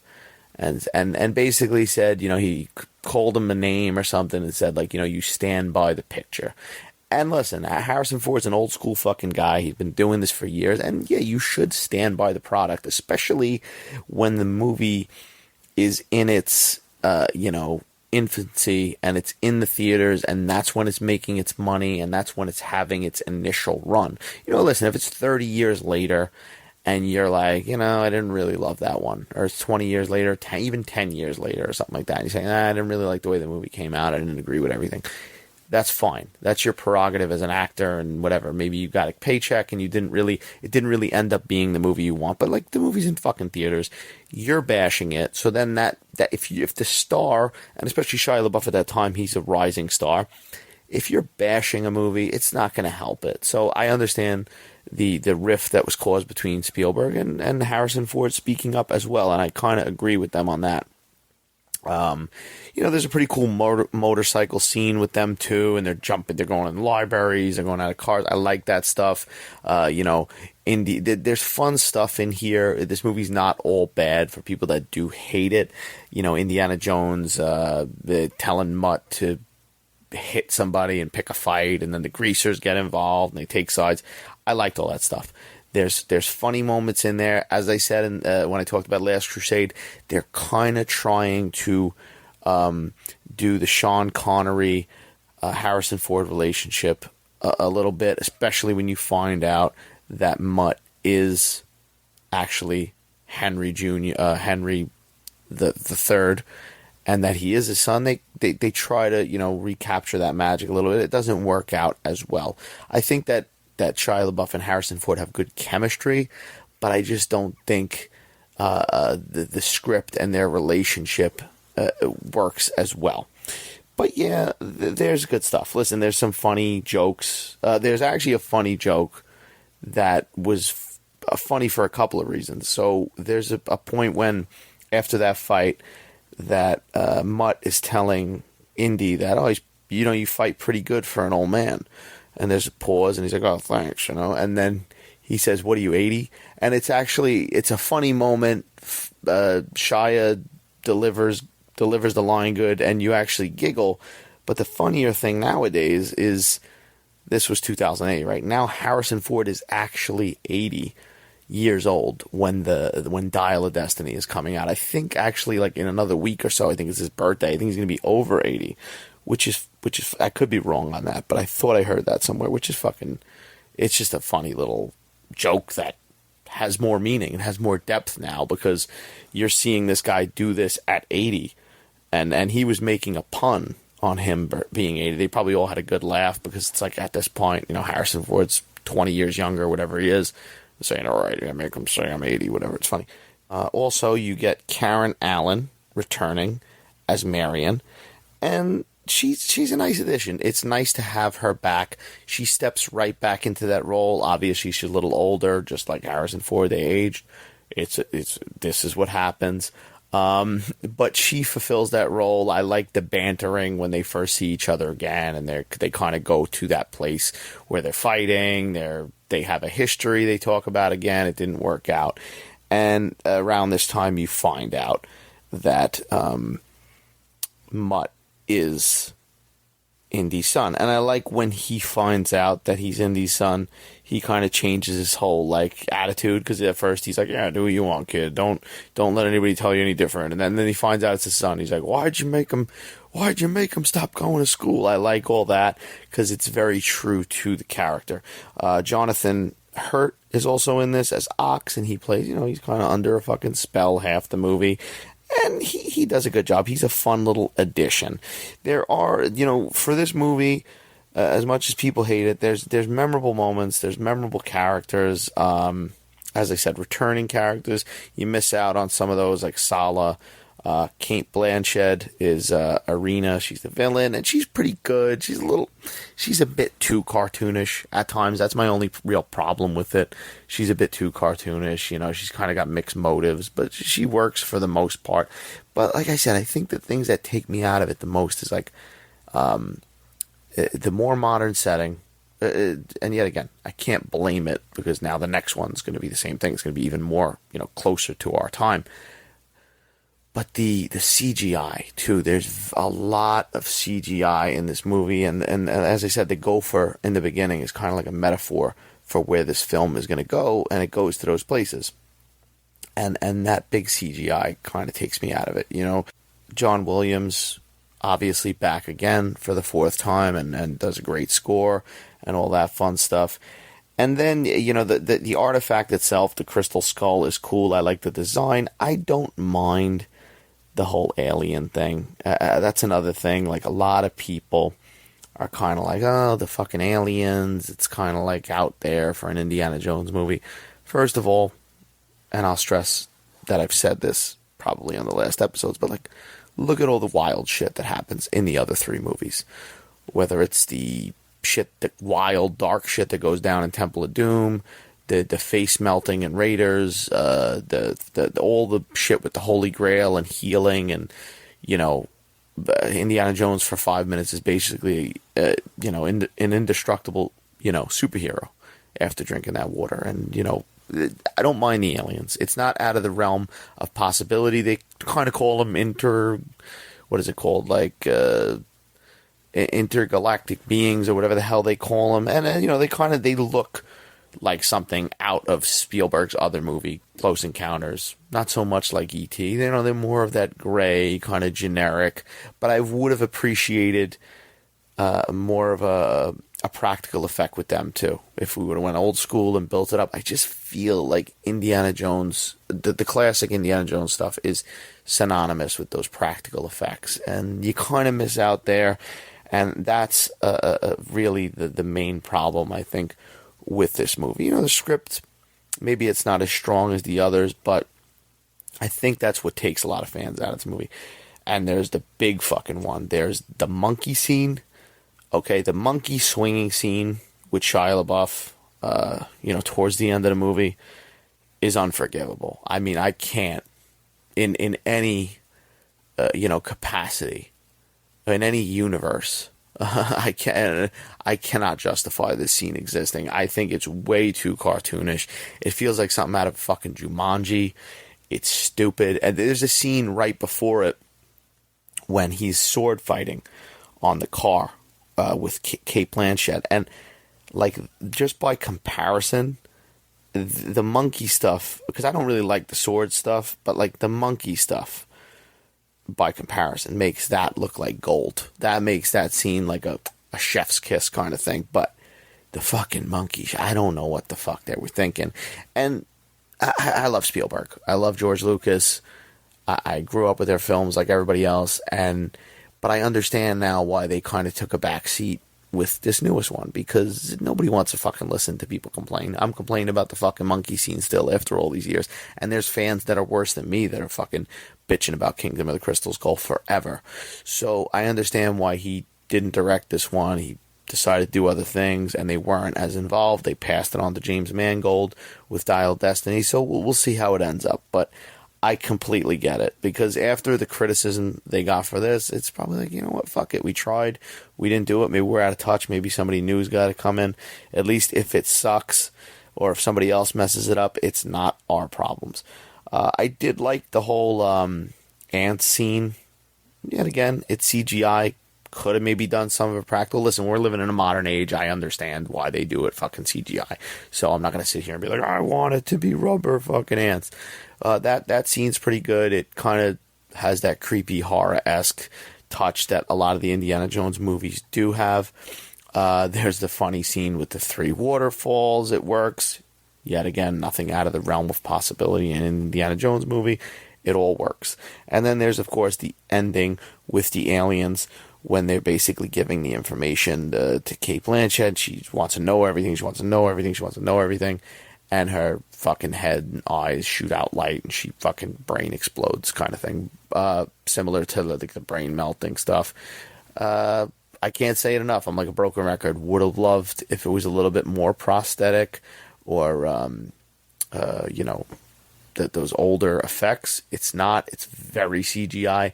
That scene, too, a lot of it, when the tomb and all that, the ruins are kind of crumbling, it feels very video gamey. It feels very like they're in front of a green screen, because that's what it basically is, and that kind of takes me out of it too. You know, with an Indiana Jones movie, you want to feel like you're in the fucking tombs with him. You want to feel like you're in the ruins with him. And when that stuff really isn't there, it gets harder to believe that. Your eye recognizes that. And those are the faults that this movie really has. But there's good stuff. I listen, even when the fucking flying saucer comes at the end and it's spinning and it goes into another dimension, I don't even mind it. It is what it is. I like alien stuff. I never thought I'd see, at a certain point in my life, I never thought I'd see aliens in an Indiana Jones movie. But yet again, this is Spielberg we're talking about. He's fucking done E.T., he's done Close Encounters of the Third Kind. Is it out of the realm of possibility? No. So I don't hate all that stuff. And I like the ending. I like the ending with the wedding. You get that. That's where Sala would have popped up. And you get the little nice moment when Indiana Jones' hat blows away. Shia LaBeouf goes for it. And then fucking Indiana Jones yanks it from him as he's about to put it on, and puts it on and smiles at him. And it's like, you kind of had that moment in the theater. I remember, like, oh, they're setting it up. He was reaching for the hat, Shia LaBeouf, and it was like, they're setting it up for a reboot. They're setting it up for a remake with, him continuing it and stuff like that. And then they that's a little wink at the audience. Like, we know what you're thinking. You're thinking we're going to replace Indiana Jones, and guess what? We're not. So thank God Spielberg, Lucas, they had the hindsight to know at least not to do that, because God knows where we would have been with a 5th installment or future installments if they would have let Mutt Williams put on that hat. But yeah, there's good moments in here, there's bad moments in here. As I said, when it comes down to rankings, for me, it's Last Crusade, Raiders, Temple of Doom, and then this coming in at 4th. I'm curious to see where Dial of Destiny hits me and where it sits on that list. To be continued on that aspect. Also, so the actor that played Marcus Brody in Last Crusade and Raiders, he had passed away at this point. And there's a moment in the beginning of the movie where he's like, oh, we lost Brody, we lost Marcus, whatever the hell he calls him, and we lost Dad. And there's a picture of Sean Connery on the table as well.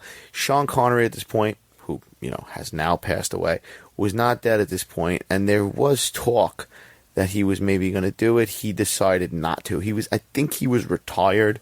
I think at one point he was going to come out of retirement. It would have been cool to see him to some capacity, but he decided not to do it. I don't know where he would have fit overall in the story. If maybe he would have came back, maybe they would have gave him a bigger role. There might have been an interesting dynamic with him being the grandfather then of Mutt, and that 3 generations of Henry Jones could have been cool, right?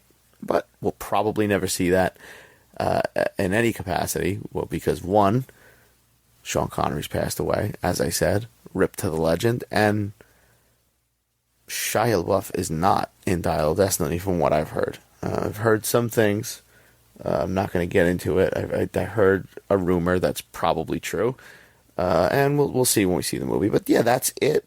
That was my rundown with these 4 episodes of the Indiana Jones franchise. As I said, if you didn't listen to the other ones, go check out the other ones. Raiders, Temple, Last Crusade, and now this. So I'm excited. Dial of Destiny, I'm going to see it Thursday probably. I'm aiming to see it. So I'll do my little podcast on that. Probably start it off non-spoilers or spoiler-free, and then I'll announce if I'm going to get the spoilers, so you're safe to listen to it if you're just going to check it out before seeing the movie. And that's the podcast. If this is the first time you listen to the podcast, thank you for listening. Check out the other episodes. As I said, check me out on TikTok, Twitter, and Instagram at Dom Solo Reels, where I post funny videos. And rate, like, subscribe, and all that fun stuff. Thanks for listening. Have a good night.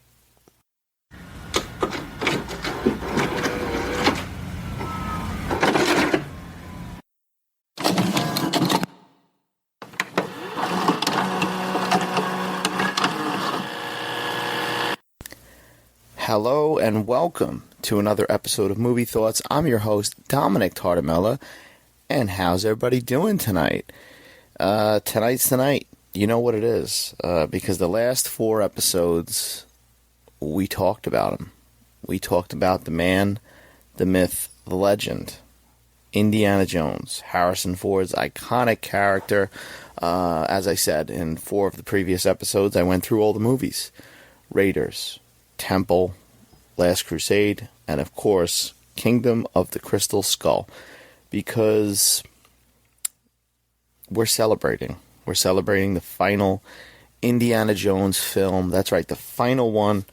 I'm sitting here. I just got out of the theater. I'm wearing my Indiana Jones fedora hat, my officially licensed Indiana Jones fedora hat. It's got the logo inside. It's got his name. It's got a little metal thing on the outside. It says Indiana Jones. It's official. And I just saw the 5th installment, the 5th and final installment of the Indiana Jones franchise. As I said, if you'd like to go and listen to my other thoughts and build yourself up to this episode, then go listen to the other episodes that I just did. But yeah, this is episode 67 of the Movie Thoughts podcast, and we're doing it. I just got out of the theater, as I said. The film is directed by James Mangold and is, of course, starring Harrison Ford. This is the first in the franchise that is not directed by Steven Spielberg. Not directed by Steven Spielberg. This is the first one also where Disney is distributing the movie. So we'll talk about that. We'll talk about the movie, but right away I'll say, if this is the first time you listen to the podcast and you don't know how this is going to go, I'm going to be spoiler free for a bit. I'm not going to spoil this movie. I'm not going to do that. I don't like to spoil movies. I didn't have this movie spoiled for me. I heard a couple of rumors. I avoided spoilers pretty good, but I heard a couple little things which I'll talk to when I get to spoilers. But yeah, we're going to jump into it. So, as I said, this is the 5th and final installment of the Indiana Jones franchise. This franchise has been around since 1981 with Raiders of the Lost Ark. And, I recently rated those and how I felt about them. And I'll get to the rating overall of this franchise when I finish talking about this one. But this was a movie that, like a lot of Indiana Jones fans, I was anticipating. There was a lot of word of mouth with the whole, Cannes Film Festival. It played, and it started getting mixed reviews, to say the least, right? And as I always say on this podcast, don't fucking live and die by reviews. This podcast, why I call it Movie Thoughts, one of the reasons is because it's just my thoughts. And I do kind of give reviews, but I try not to be so swaying in either direction. If you really hate a movie, I'll fucking give my opinion. I'll tell you I don't like it. But I'm always going to try to say, go see it, get your own opinion. But this movie, for me, was really hyped for it, right? Like a lot of people. But when I started seeing those kind of reviews, you can't help it. Listen, they affect you, right? I mean, so I lowered my expectations a little bit. I try to set the bar. All right, let me just, level out a little bit, because you don't want to go into a movie with this kind of like unreachable expectation. We've all done it, right? I mean, I think that was part of the problem with the Star Wars sequels. I think a lot of people, including myself, which for the most part I like those movies, as I've said, but like, you get to that point when your expectations are just fucking bananas, right? They're unreachable, essentially, and you're making up the movie in your head before you go in, so then you kind of want that movie. So then when you actually watch the movie and it's not the movie you envisioned, you kind of get, I'm not saying you get mad, but you're kind of disappointed from that. And you got to look at it with different eyes. That's always why I believe in seeing movies more than once, too, especially movies that you're really, really anticipating. That's what I do. I try to see it more than once, so I get that initial viewing out of my system, and I see it through a different lens, if you will.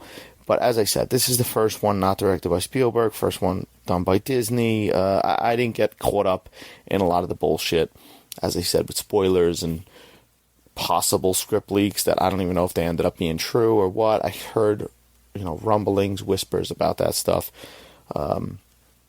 I didn't delve into it because I didn't want to rob my theater experience. Now, I'll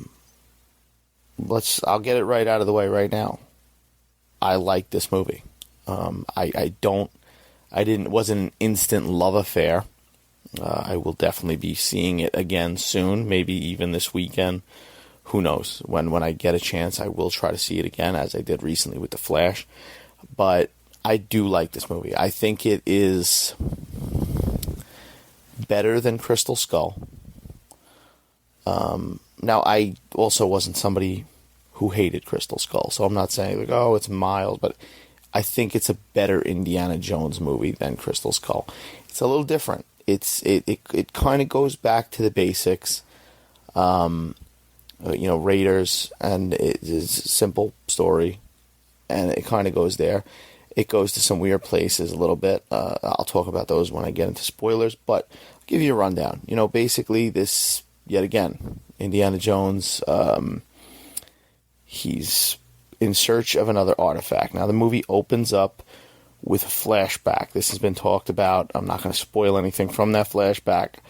And the flashback has the aging of Harrison Ford. I think it's set in like the 40s, the flashback. And there's Nazis and stuff like that. And it gives you backstory of what the plot of this film is going to be and the characters in it, right? So it opens up. I think the opening is great. It lasts pretty long. It's kind of like a prologue, if you will. And it's about, I want to say 25 minutes to a half hour. And it feels like a Lost Indiana Jones movie, right? It feels like a movie we should have got, somewhere between, Kingdom of not Kingdom, but Last Crusade and Kingdom of the Crystal Skull. If there was now 6 Indiana Jones movies, I would have hoped that this movie would have been the movie sandwiched in between them, because it's cool. It's cool to see, Harrison Ford doing his thing. Now, the de-aging, it's one of those things, right? The technology's not quite there.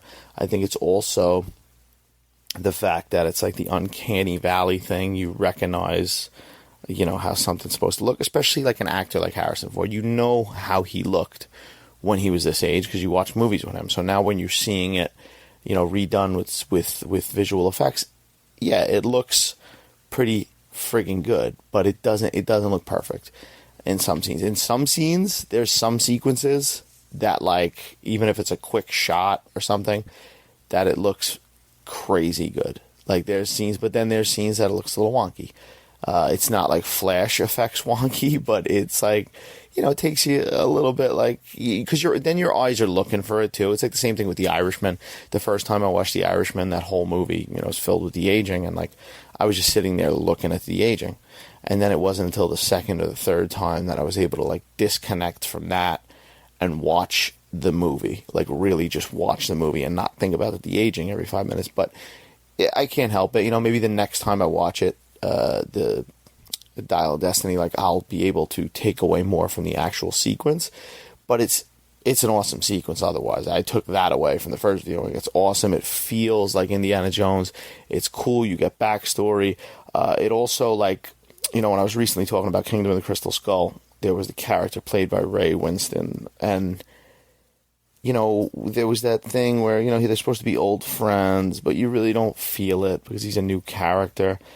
It was cool because Toby Jones, who plays Basil Shaw, who plays the character of Helena's father, the character played by Phoebe Waller-Bridge, comes in later. He's in these flashbacks, so you get a little bit of them right there. Whereas, so you have that kind of history, you know, planted in there, so later on when you meet her character, you understand. But I loved the opening. I thought the opening was great. It was action-packed. It was fun. It got me in the Indiana Jones mood, right? Great music by John Williams as well throughout the whole movie. I've listened to the score. It came out yesterday on like Spotify and stuff like that. I think it's coming out physical in like July or August. But I've listened to that because I'm a nerd. And I listen to John Williams scores as I drive home from work. And that score is great. And now seeing it in the movie, it's great, especially that prologue scene. There's a lot of good music in there. Obviously the classic, you know, Raiders march is in there from time to time, but they don't overdo it in the film. It's used sparingly. Now, when we get down into the movie, Helena's character, I'm not going to get into like the plot details, right? Helena's character is basically looking for this dial that her father, you know, had. Indiana Jones has a piece of it, and trouble ensues, right? Mads Mikkelsen, who also is in the flashback, plays a former Nazi named Jürgen Voller, and he's fucking great. I mean, when is Mads Mikkelsen not great? You know, he's kind of doing the cliche Nazi thing. He's, you know, similar to the villain in Raiders and stuff like that, and you know, he's doing his thing, but he's just an intimidating presence. He plays a great bad guy in all the movies that he's played villains in, like Casino Royale and whatever. And so he works great in this world. But let's talk a little bit about Phoebe Waller-Bridge, because she's like the biggest thing that a lot of people are talking about. As I said, I didn't get into rumors and possible script things, but I heard whispers and stuff like that like, oh, they're replacing Indiana Jones and this and that, and I heard those things.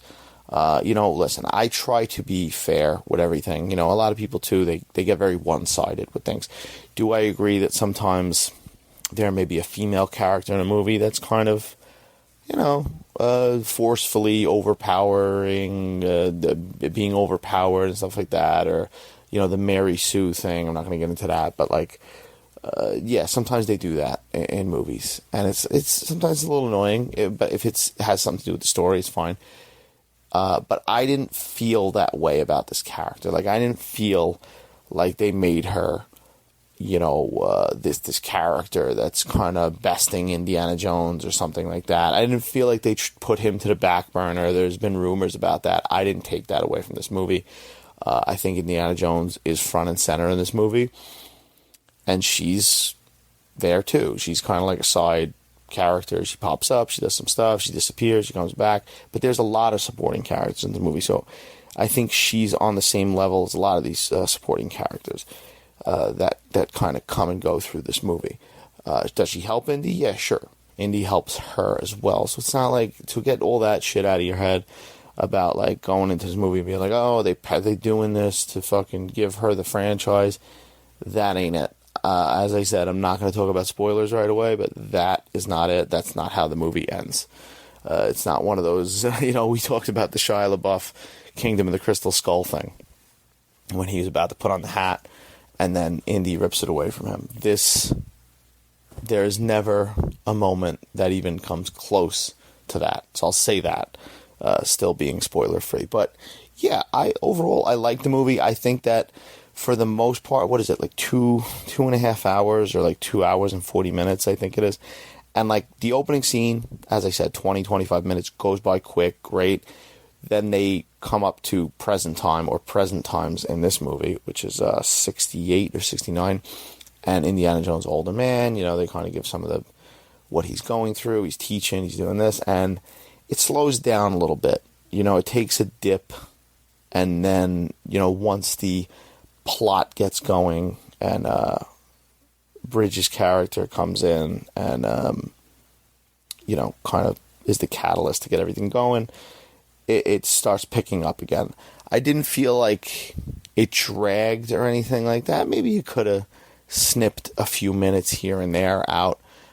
Maybe scenes went on too long. But for the most part, it works. Like the 2 hour, even the 2 hours, 35, whatever the hell I said it was.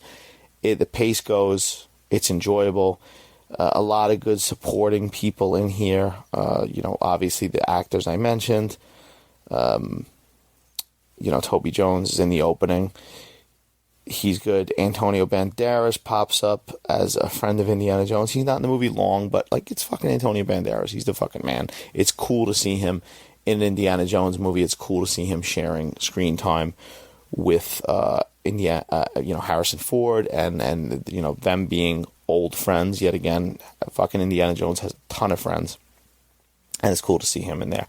Then you get the return of Sala himself, right? John Rhys Davies, the classic Indiana Jones character, and he's in it. He's not in a ton of the movie. He's not fucking running on the adventure with Indy, but he's in a nice couple of moments, and he's enjoyable. It's good to see him back. I enjoyed him being back. Now, as far as other bad guys, Boyd Holbrook is another bad guy in this movie, and you'd know him probably from James Mangold's other film, Logan, where he's a bad guy in that, and he's great. He's a good screen presence.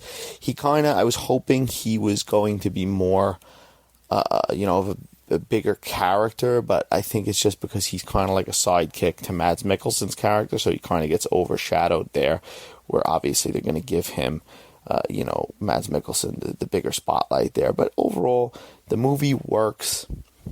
I think it's fun. I think there's a nice amount of action set pieces. I think Harrison Ford's having fun with it.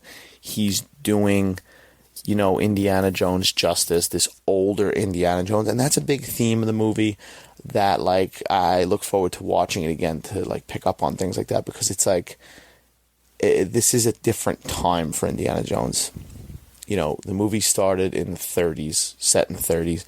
And then they went on from there, and now we're in 69, and they really are showing how the times have changed, and Indiana Jones is kind of forgotten a little bit, he's kind of just he's just nobody really cares, There's a great moment that really shows that when he's teaching at one moment in college, and he's kind of just nobody's paying attention to him. He's a relic in himself. He's become the relic that I think somebody called him a fucking relic, right? In the fucking first one or second one, he's become that where nobody cares. Nobody's really giving him the respect. His time has kind of passed, and they play with that a little bit. And if anything, if he at times is a little bit inferior, he's fucking 80. First of all, Harrison Ford's 80 years old, right? In real life, I think the Indiana Jones character is supposed to be 70, but he's an old man, and they show that, and they make that realistic too. There's obviously action scenes, but he doesn't do anything. I guess later in the movie, listen, it's Indiana Jones movie. You got to expect some crazy stuff, but they keep it in somewhat the realm of possibility until the third act, But he talked about that at one moment too, he's climbing something and he's I'm older and blah blah blah, beat up, So I think it works well. I think it's realistic. I think the character has a little bit more depth than the last time we saw him in Kingdom of Crystal Skull. They kind of give him a little bit more emotional weight, And I enjoyed that because, as I said in like The Last Crusade, which I said is my favorite Indiana Jones movie, I think that the thing that elevates it is the emotional relationship and the emotional stakes between Indy and Sean Connery, his father, Henry Jones Sr. So I like when there's more emotion. As I said, there's a little more. It kind of gets away at times. I think there's so much going on with the back and forth of this plot that like somewhere in the middle it becomes a little bit all over the place, and you kind of like, all right, what do we get? We get focused, but there is a nice amount of action. There's a nice amount of giggle stuff. It's not hilarious, as I said in the last Crusade episode. Last Crusade is the funniest Indiana Jones movie, and this isn't as funny as Last Crusade, but when you go back to Raiders isn't like a fucking hilarious movie. Raiders, you're not laughing a mile a minute or anything like that. So it goes back to sort of that tone where it's not goofy, a little more serious, and the third act, and you've probably heard this if you've listened to anybody talk about this, it goes a little bananas. When I get spoilers in a few minutes, I'll talk about that. But it gets a little bananas, kind of like I was expecting some stuff, because you always got to expect it. Indiana Jones, people want to say things about Kingdom of the Crystal Skull and the aliens, and it's all been crazy stuff is always done in the Indiana Jones movies. Let's face it, right? As I said, the melting face, all that stuff, all the craziness has already happened in the Indiana Jones movies. So this one takes it a little bit crazier. You got to kind of rock with it. I think it's like jarring at times, and it's one of those things that I think my brain was picturing other things, and then when the things happen that they were showing you, I wasn't on board with all of them. But I think in a second viewing, when I know what's coming, I could just kind of focus on the story, as I said earlier. But yeah, overall, I like this movie. I think it's a good Indiana Jones movie. We're never going to hit the top tier Indiana Jones movies. It was never going to happen. It wasn't in the cards. I know James Mangold's an awesome director. He's very talented. I love most of his movies. But even with him, you're never going to recapture the magic of those original 3 Indiana Jones movies. Never going to do it. Especially Raiders, especially Last Crusade, and Temple. You're never going to capture it. That's a burden that Kingdom of the Crystal Skull faced. That's a burden that the sequel trilogy faced from Star Wars, the prequel trilogy faced from Star Wars. It's just not possible. There's too much tied in to your love of these franchises and these movies, and now in this case, particularly Indiana Jones. Raiders is magic, and you're not going to recapture that. So is it a great Indiana Jones movie? No, it's not. It's not the great ones. But as far as if I was going to rank them, Last Crusade, my opinion, Raiders, Temple of Doom, Dial of Destiny, Kingdom of the Crystal Skull. That's my ranking of the 5 full-length, complete Indiana Jones movies. That's my ranking of them, because there's a lot of moments in here that make this feel a little bit more like an Indiana Jones movie rather than Kingdom of the Crystal Skull. But Kingdom of the Crystal Skull has it has more laughs, but at times it gets a little bit more goofy. And listen, I fucking talked about the monkey swinging scene in that movie. It kills a lot of it for me. But yeah, there's no monkey swinging scene in this, thank God. So we are lucky to have that. But overall, I like this movie. I recommend going to see it if you're an Indiana Jones fan. Is it the best ending that Indiana Jones as a character could have had? No. What they do, I think, is nice and it's sweet, and I think it works. But I think it's a good farewell to the character that we've had, as I said, for all these years. So I enjoyed it. I recommend it. Some people aren't going to like it. I could tell. There's things in it that I'm going to be, especially the third act, which momentarily we'll get into if you're going to stick with spoilers. But I know there's going to be people that don't love it. But I also don't think those people could say it's worse than Kingdom of the Crystal Skull. Like, I can't sit there and, yet again, gotta stress, don't hate Kingdom of the Crystal Skull, but like, I don't know. Could you stress that this movie's worse than that? No.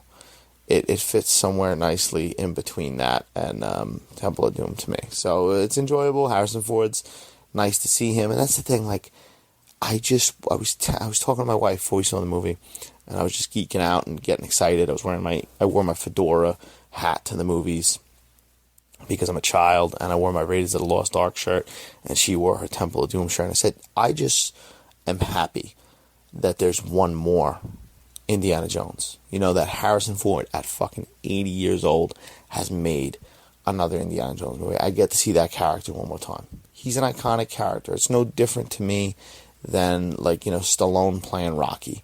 That, like, do I love every Rocky? Do I think every Rocky, is the greatest movie in the world? No, I don't. Same thing with, like, Rambo for him. But it's nice to see him play a character. Even the shittier Terminator series films, you know, when Arnold comes back, it's great to see Arnold. And now, especially with this Indiana Jones, that it's the last time we're going to see him. That's it. He's 80. It's not happening. Look at what happened with the last two. Kingdom of the Crystal Skull took 19 years, almost 20 years to get made after Last Crusade. This one took 15 years after Kingdom of the Crystal Skull. Even if they were like, all right, we're going to do it, it ain't going to happen. It ain't going to happen. Unless they put a rush on it. Unless they change their mind, if this movie made so much money, which it's probably going to have a modest box office, but I don't think it's going to kill it, where they're going to be like, we got to make another one. We'll see what they do, if they kind of try to do something else with the franchise later, maybe with the short round thing or whoever. We'll see. An animated thing will be cool. Who knows? We'll see what Disney has up their sleeves to keep making money off the Indiana Jones franchise. But Harrison Ford's done. He said it. They've said it. That's it. And he's old. Unfortunately, the guy's old. But I'm glad I got to see this. So I recommend, as I said, if you're an Indiana Jones fan, go see it. Give it a chance. Try not to read anything. Go in spoiler free. And on that note, if you're going to go in spoiler free, now is the time to stop listening, because I'm going to talk about spoilers. So if you're going to see the movie, this is my warning. I like to give a little bit of time. I check my watch. I'm looking around. I'm seeing if anybody's still here. You still here? You still here? All right. So you're going to get movie spoiled. All right, let's get the spoilers. So the movie begins, as I said, with the CGI stuff. And you get, you know, the backstory with the Dial of Destiny, and you know, they allude throughout the whole movie what this dial does, you know, and then you realize that it's essentially a time machine. You know, Mads Mikkelsen's character wants it because he wants to go back in time and he wants to fucking win the war and all that, you know, cliche shit. But yeah, as I said, there's scenes like that with that opening sequence that his face looks a little wonky, but there was a couple scenes that looked fucking awesome. And it almost made me want, like, oh man, there was a couple scenes that I was like, shit, like it would have been cool if they would have just did a full, you know, Indiana Jones in the 40s movie. You know, younger Indiana Jones is crazy. Like, they honestly could still do that. Like, if Harrison Ford, like, gave his permission, which I don't want to live in the world when stuff like this happens, but if Harrison Ford gave his permission, like, signed his life away and his likeness, and was like, oh yeah, you could do another 6 Indiana Jones movies with, like, a computer de-aged version of me, like, I don't know, I'd probably watch it, because it's like, you're basically doing that in that opening scene, and when you see it, it works for the most part. But yeah, so the thing, one of the big things was Shia LaBeouf, right? His character of Mutt Williams wasn't really a loved character. I didn't hate him in that movie, but what were they going to do with him? And I had heard a rumor. I don't know, I stumbled across it. I wasn't seeking out spoilers, but I had stumbled across it that they were killing him off. They were going to, like, say he was dead. You know, at one point, like, when the movie started getting cast and stuff, and, like, as I said, Boyd Holbrook, who plays the Nazi, when he was cast at one point, I was like, I wonder if they're, like, recasting Mutt, before I knew who he was. obviously they don't really look the same, but I was saying maybe they would do something like that because Shia LaBeouf shit talked the franchise and stuff like that. But that's not the case. They do kill Shia LaBeouf off. They kind of they do it in a funny way where it's like they're watching a news report when Indiana Jones is wanted. And, like, they said, oh, his son recently passed away, they say it. And then I was like, all right, well, they got to do more than that, right? And then later on, he talks to Helena, and he's like, oh, if I could use the dial, I would go back in time and stop my son from going to the war. I would tell him he died, and it ruined me and his mother's relationship. Nice, sweet scene. Harrison Ford giving some emotion. The heart story yet again adds a little bit more depth to the character, and that's the thing about Indiana Jones when we catch up with him in the modern time, the modern setting. He is a fucking broken old man, right? He's drinking all the time. He's in his underwear and basically naked, yelling at people for putting the Beatles music loud, and he's just grumpy, because his son died, his wife left him. He's kind of in a bad place, and that I like that aspect of it. I think it's one of those things where, like, a character like Mutt Williams, who not a lot of people liked, and Shia LaBeouf did whatever he did in real life that they're the reason he's not in this movie, and they were able to take that, and it could be looked at like, oh, it's cheap, they just killed him off, but I think that was smart because it gave Indy more depth. It gave him a little bit more of an emotional problem, and it gave him something he was going through, and I like that they did that. As I said, Helena, Phoebe Waller-Bridge. Is it Bridger? I always forget. Is it Bridger? Or because it's Phoebe Waller-Bridge. She works. She's not a particularly memorable character or something like that, but she works for the scene she's in. I was hoping that she was going to bring a little bit more oomph to the role, and but she's there. She's doing a thing. I didn't hate her. They don't do anything like fucking, oh, we're passing the torch or we're making a Mary Sue. As I said, they don't do that. It's not like, oh, jamming it down your throat. There's the moment towards the end where she's going to save Indy, but he saves her.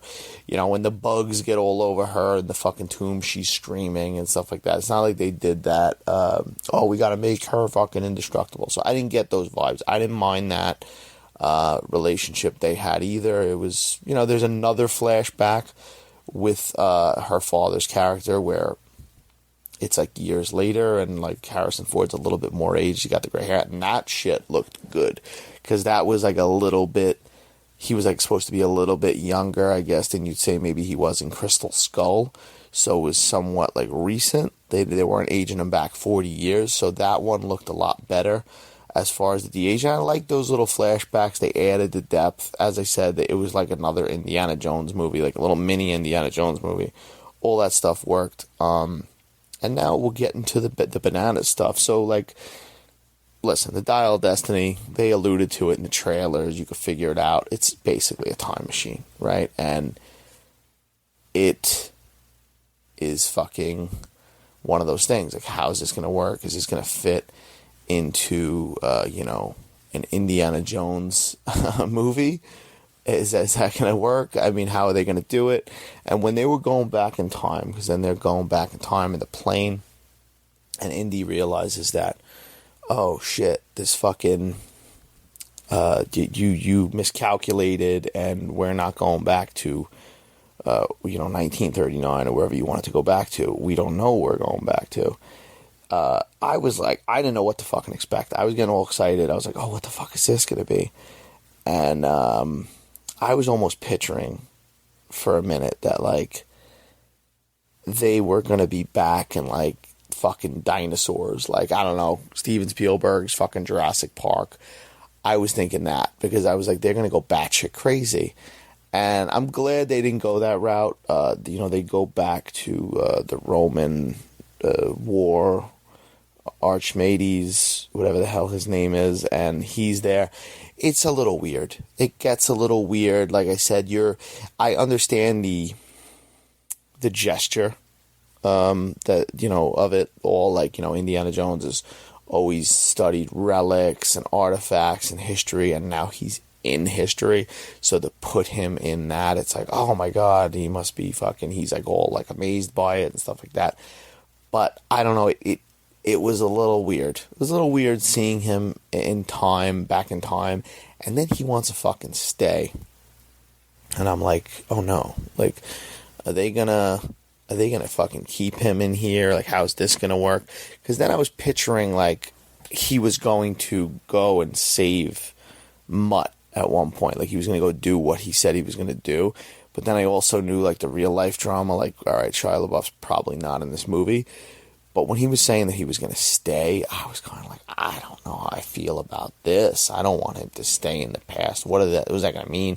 What does that mean for the consequences of the timeline? Oh no, I've gone cross-eyed. I'm going to do the Austin Powers thing when he's talking about time machine, the time traveling rules with Basil in the Spy Who Shagged Me. And he's like, oh no, I've gone cross-eyed. Oh, it was that Goldmember. I don't even remember. Anyway. That's kind of how I felt, because I was like, well, what is it going to change, if Indiana Jones is stuck in the past, and then I don't know what the hell. But luckily, they don't do that. Now, the way they don't do that is Phoebe Waller-Bridge punches him in the face and knocks him out. Didn't really love it.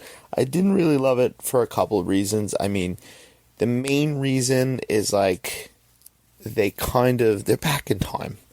Could we, like face the gravity of the situation that they're back in time at this point, and Indiana Jones saying he wants to stay and all this shit, and then she punches him in the face, and like he wakes up back in his room, and it's like, I don't know, like I would have rather seen him physically go back, I don't know, maybe it feels like there was a scene maybe cut, or they cut it out of the script or something like that. It just feels a little cheap when he just wakes up. And then you're almost questioning, did I just watch like Indiana Jones' dream?